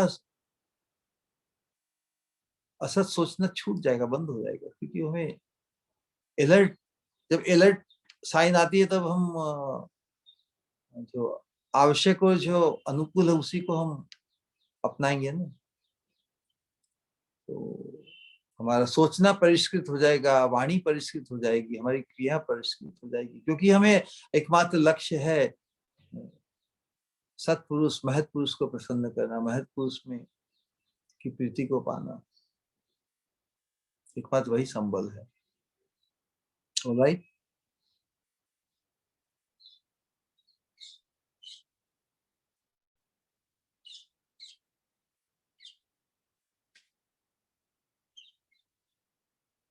हरे कृष्णा।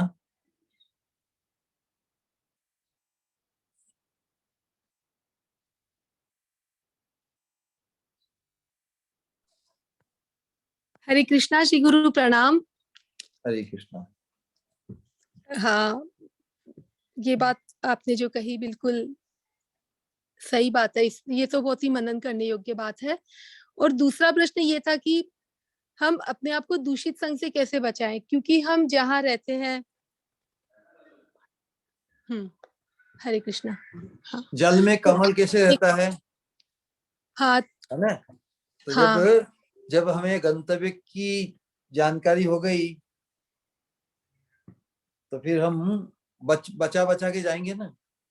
जिसको घर पहुंचने का गंतव्य मिल गया, घर का ठिकाना मिल गया, तो रास्ते में यदि खड्डे या जो भी उनसे हम वास्ता रखेंगे क्या, उनसे बचकर निकल जाएंगे।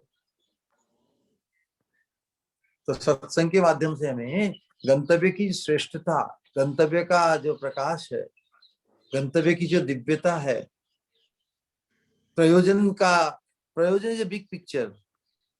हम किस प्रयोजन को, परमानंद शाश्वत जीवन को पाने के लिए फिर किसी भी माहौल में हो हम बचकर निकल ही जाएंगे ना। जिस प्रकार व्यक्ति कितना ही फंसा हुआ हो, उसको यदि एक समय पर एक स्थान पर जाना है, तो 10 कैसे ही स्ट्रगल करते हुए भी उसमें फंसेगा नहीं, है ना।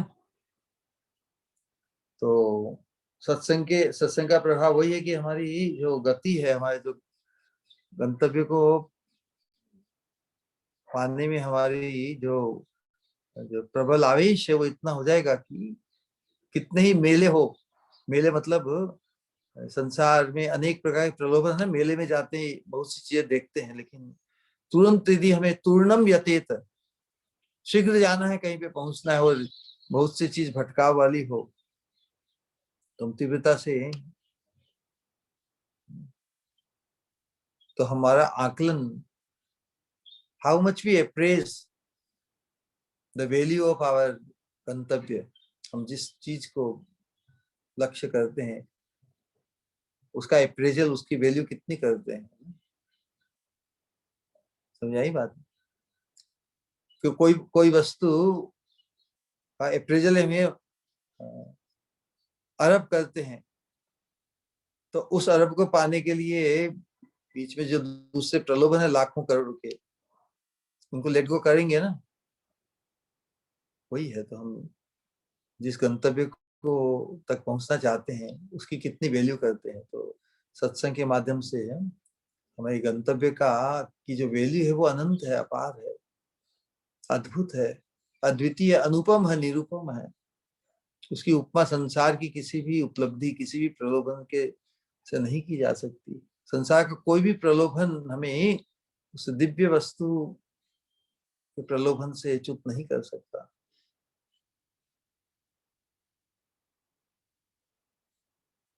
ठीक ना?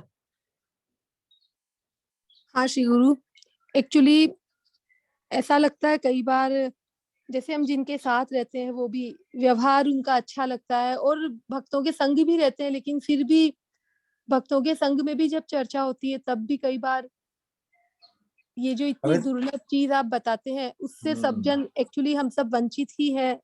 इसीलिए, और जैसे जनरल पब्लिक जैसे हम लोग सोचते हैं कि जिनके बीच में रहते हैं, जिनको प्रचार भी करते हैं या जिनसे मिलते जुलते हैं, सभी एक्चुअली बहुत, जो आप कहते हैं उससे बहुत, हम सभी बहुत दूर है और वंचित है, और गंतव्य की प्राप्ति की जानकारी भी आप बार बार देते हैं। जो ऐसा सोचता है कि मैं वंचित हूँ, वो तो फिर वंचित नहीं रहेगा ना। वो बिल्कुल। तो वंचित से वंचित होना चाहेगा कि नहीं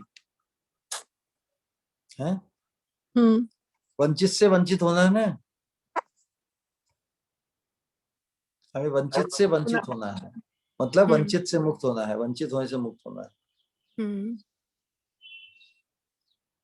इस जागृति को बरकरार रखनी है।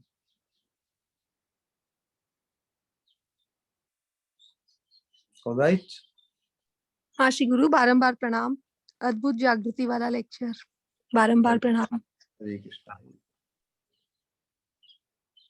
आशीष, एवरीथिंग इज ऑलराइट। प्रणाम श्री गुरु। हाँ कृष्णमती। हरे कृष्णा। हरे कृष्णा, हरे कृष्णा। बहुत ही अद्भुत, जैसे कि किरणदा ने कहा, बहुत ही एक्सट्रीम आई ओपनिंग जो आपने आज किया। माँ ने कहा, किरण माँ है।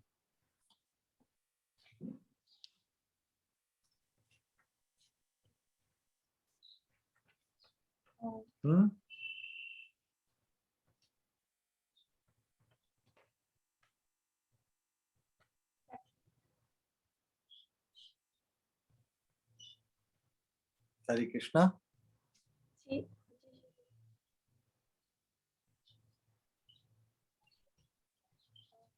आवाज नहीं आ रही है। हरे कृष्णा। हाँ हरे कृष्णा। कोई सवाल तो कुछ नहीं है, बस कुछ कहना था। कहो। कितनी खूबसूरत से आपने कहा कि विषय जाल में किस कदर फंस के उसी को समझता है जीव सुख का सार, तो कैसे जागे उसमें मति श्री राधा कृष्ण के प्रति, कैसे वो करे श्री राधा कृष्ण भजन। भगवान तो मानो परिवर्तन को ही निमित्त बनाकर हमें चेताते हैं, पर फिर भी मानो हम चेतना ही नहीं चाहते। हाँ, पर मानो हम चेतना ही नहीं चाहते। पर जब महत पुरुष श्री गुरु के रूप में, हाँ, जब श्री गुरु आते हैं जीवन में, तब इस बात का एहसास होता है कि किस तरह हम इस संसार रूपी अंधकूप में फंस चुके हैं और इससे बाहर नहीं आ सकते। संसार में सुख है, यही तो अज्ञान है। हाँ, संसार में सुख है यही तो अज्ञान है और संसार में दुख है यही तो ज्ञान है। कितना खूबसूरत कहा श्री गुरु आपने कि अगर हम जीव ये समझ जाए तो मानो मानो सब कुछ समझ, मानो संसार के बारे में हम समझ जाए कि देह में आस्था रखना कितना भयानक हो सकता है, कि शरीर को बस इतना ही उपयोग में लाना चाहिए कि बस ये हरि भजन कर पाए। आत्मा के बिना तो शरीर तो मानो मुर्दा ही है। हाँ, पर हम कहाँ ध्यान देते हैं उस तरफ। हम कार को ही संभालते रहते हैं पर ड्राइवर की तरफ हमारा ध्यान नहीं जाता। किस प्रकार रूप रस गंध स्पर्श अपने विषय के वो ढूंढती है, वो उसका वो क्या आपने कि शरीर की मति, और फिर शरीर की मति जो एक तरह से हमें मानो एहसास कराती है कि कितनी कष्टमय गति होती है, तो इसकी पीड़ा भौतिक जीवन की व्यर्थता को प्रकाश करती है। तो फिर भी ताकि हम चेत जाए, ताकि हम उसको इतना ही इम्पोर्टेंस दे जितना कि देना चाहिए, जितना कि उतना है कि राधा कृष्ण का भजन कर पाए हम। और आज ये कहना था, हाँ, कि सखी आज मैं कहने वाली थी कुछ ऐसी भी बात जो है मेरे दिल के बहुत करीब। कहने को तो है ये बहुत अंतरंग, पर कभी ना सोचा था ये कहूँगी, पर शायद मैं आगे कदम बढ़ाऊँगी तो शायद बाकी सब भी अपना अनुभव शेयर करने के लिए आगे आए। हाँ, जब जब मानो जन्म लिया मैंने तो शायद सबसे पहले संभाला होगा माँ ने, फिर पिता की उंगली पकड़कर चलना सीखा और हमेशा साथ दिया थाम के रखा हाथ मेरा, हमेशा साथ दिया थाम के रखा हाथ मेरा। माँ की ममता के साथ साथ पिता का प्यार मानो पिलर की तरह मुझे थाम के रखा। चाहे चाहे हो सर्दी या धूप, वो छाया की तरह हमेशा रहे मेरे सर पर। पर अचानक से मानो छूट गया वो सहारा, अचानक से मानो छूट गया वो सहारा। खो गया खो गया कहीं खो गया कहीं वो। बहुत बहुत याद किया, बहुत पुकारा, पर पर फिर भी ना वापस आया। हाँ, बहुत याद किया, बहुत पुकारा, पर फिर भी ना वापस आया। तब मानो मानो बिखर रही थी मैं, पर तब मानो जीवन में प्रवेश किया, प्रवेश किया श्री राधा श्याम ने। हाँ, तब मानो जीवन में प्रवेश किया श्री राधा श्याम ने मेरे श्री गुरु के रूप में। हाँ, तब मानो जीवन में प्रवेश किया श्री राधा श्याम ने मेरे श्री गुरु के रूप में।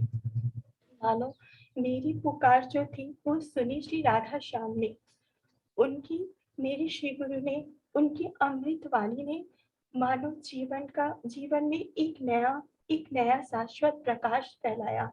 हाँ जी, एक नया शाश्वत प्रकाश फैलाया, जिनका था मुझे मानो युगों से इंतजार। ऐसा महसूस हुआ मानो मानो जैसे फिर से उसे आश्रय मिला मुझे, पर शाश्वत रूप में। हाँ, पर शाश्वत रूप में। मानो उनकी अमृत वचन ने ये एहसास करवाया। हाँ श्री गुरु, आपके अमृत वचन ने मानो ये एहसास करवाया कि जीवन का एक नया सवेरा बाहें फैलाए मानो मेरा इंतजार कर रहा है। हाँ, जहाँ है मिली मुझे, जहाँ दी मेरी श्री गुरु ने मेरी असली पहचान। हाँ, कि मंजरी भाव, कि हम सब हैं कृष्ण के दास। स्वामिनी से करवाई मेरी पहचान। हाँ, दिल में बसाया स्वामिनी को इस कदर कि आज कहती हूँ मैं हमारी स्वामिनी। कहते हैं मेरे श्री गुरु, अगर कोई भी वजह चाहे वो अपरेंटली कितनी भी दर्द भरी क्यों ना हो, मगर अगर वो राधा कृष्ण के साथ हमें जोड़ती है तो वो वजह भी मानो पवित्र और पावन बन जाती है। ये एहसास हुआ कि इस भौतिक जगत में चाहे कितने भी दिल के करीब हो कोई, चाहे कितना भी कब छूट जाए वो साथ, पता नहीं, पर मेरे श्री गुरु आए जीवन में शाश्वत रूप में एहसास हुआ ये साथ कि वो कल भी थे, वो आज भी है और वो कल भी रहेंगे हमेशा। मानो जो अंधेरी राहों में मानो मुझे राह दिखाया। हाँ, मानो मुझे अंधेरी राहों में राह दिखाया। भर दिया मुझ में इस कदर निर्भयता का एहसास, कि अब नहीं लगता अंधेरों से डर। हाँ, अब नहीं लगता अंधेरों से डर, अब नहीं लगता सुनसान राहों में अकेले चलने से डर, क्योंकि अकेले तो होती ही नहीं। मानो डर ये शब्द जीवन से दूर हो गया। हाँ, कहते हैं हमेशा कि हर पल भगवान होते हैं हमारे साथ, तो डर कैसा या कैसी घबराहट, पर फिर भी हाँ, एहसास करने के बावजूद भी शायद वो परीक्षा था। तो जो महसूस शायद नहीं कर पाई, वो महसूस कर पाई जब आए मेरे श्री गुरु मेरे जीवन में। आखिर में क्या कहूंगी कि आप ही में देखा मैंने श्री राधे श्याम को, आप में ही देखा मैंने श्री राधे श्याम को, आप में ही पाया मैंने मंजरी भाव को। आप ही भागवत, आप ही पुराण, आप ही हो भगवत गीता, आप ही हो भगवत गीता। गीता भागवत में छुपा है जो एहसास, उसे महसूस कराया आपने। हम तो हैं अयोग्य बहुत, फिर भी प्रेम भक्ति से परिचय कराया आपने।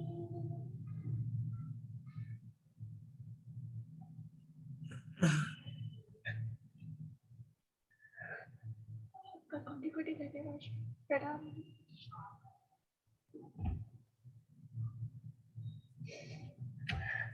आशीष। कृष्ण महाराज, दंडवत प्रणाम।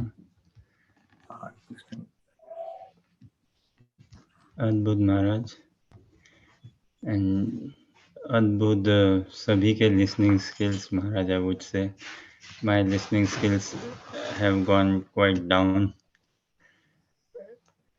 and अमृता माता जी, आपके listening skills, your attentiveness is amazing, and सभियों के pray to follow all of your footsteps. बहुत बहुत धन्यवाद महाराज।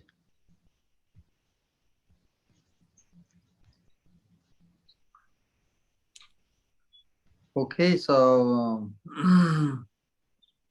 can wind up। किसी और कुछ कहना या पूछना हो तो last moment, we have 1 more minute। Hare Krishna, Shri गुरु प्रणाम। हरे कृष्णा। मुझे कुछ कहना है। आपने कल बोला कि और भी किसी को मतलब अपने मन की भावनाएं व्यक्त करनी चाहिए। अमृता का सुन के हरदम ऐसा लगता है कि जो भाव आप बताते हैं श्री गुरु के लिए, उतने उन्नत भाव उसके हैं, तो हर बार वो जो बोल पाती है उसके भावनाओं का प्रदर्शन इतने स्पॉन्टेनियस तरीके से बहुत बहुत ही अद्भुत लगता है। और शायद ऐसा भाव जागृत अभी मेरे हृदय में नहीं हुआ है कि मैं स्पॉन्टेनियसली कुछ आपके लिए कह सकूं। तो रियली जैसा कि आशीष प्रभु जी आपने कहा, अमृता माता जी के जैसे भावों की हमें याचना करनी पड़ेगी। मुझे, मैं कहती हूँ, बहुत याचना करनी है। और सच में एकमात्र जो मांगना है वो यही है कि श्री गुरु के चरण में रति हो जाए। आपको बारंबार प्रणाम श्री गुरु। ऐसे अभाव की प्रतीति ही हमें उस भाव को उपलब्ध कराएगी, क्योंकि ऑन स्पिरिचुअल प्लेटफॉर्म हैंकरिंग, अभाव की प्रति अथा hankering is having it, attaining it. जिस चीज की अभाव, इस चीज के प्रति अभाव कहने का तात्पर्य जिसके प्रति हमारी आसक्ति, अभाव आसक्ति, तो जिस किसी श्रेष्ठ वस्तु को देखकर हम उसकी इच्छा करें, तो उसे प्राप्ति के लिए जो व्यग्रता है, वही उस चीज से संपन्न करेगी। तो आदर्श सामने जब होता है तो अवश्य ही हमें भी कृपा से प्राप्त हो सकता है। इसीलिए सत्संग का प्रयोजन यही है कि हम जिस गंतव्य को पाना चाहते हैं उस गंतव्य में कोई कितना जागृत है, कन्विक्शन किसका कैसा है, जिनका करेंगे हम संग उनका लगेगा रंग न। तो यही बात है।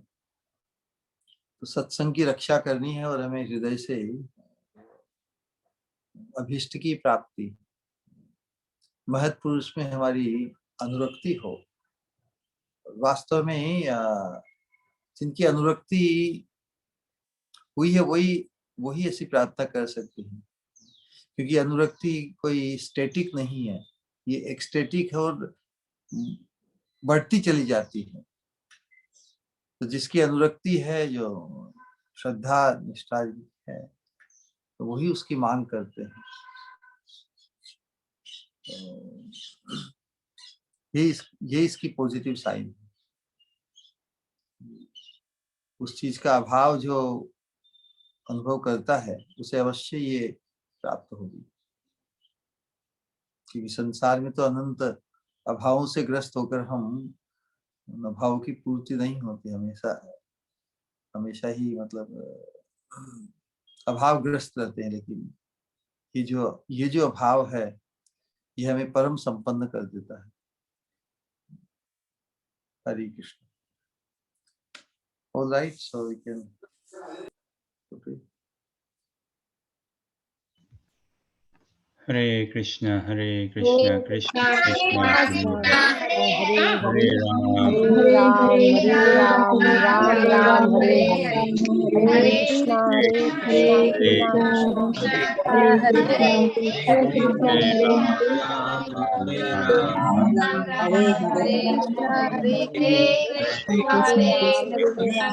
हरे राम राम राम हरे हरे।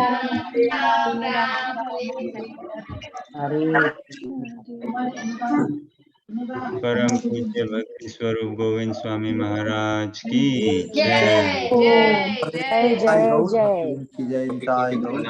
प्रेमानंदे हरि हरि बोल।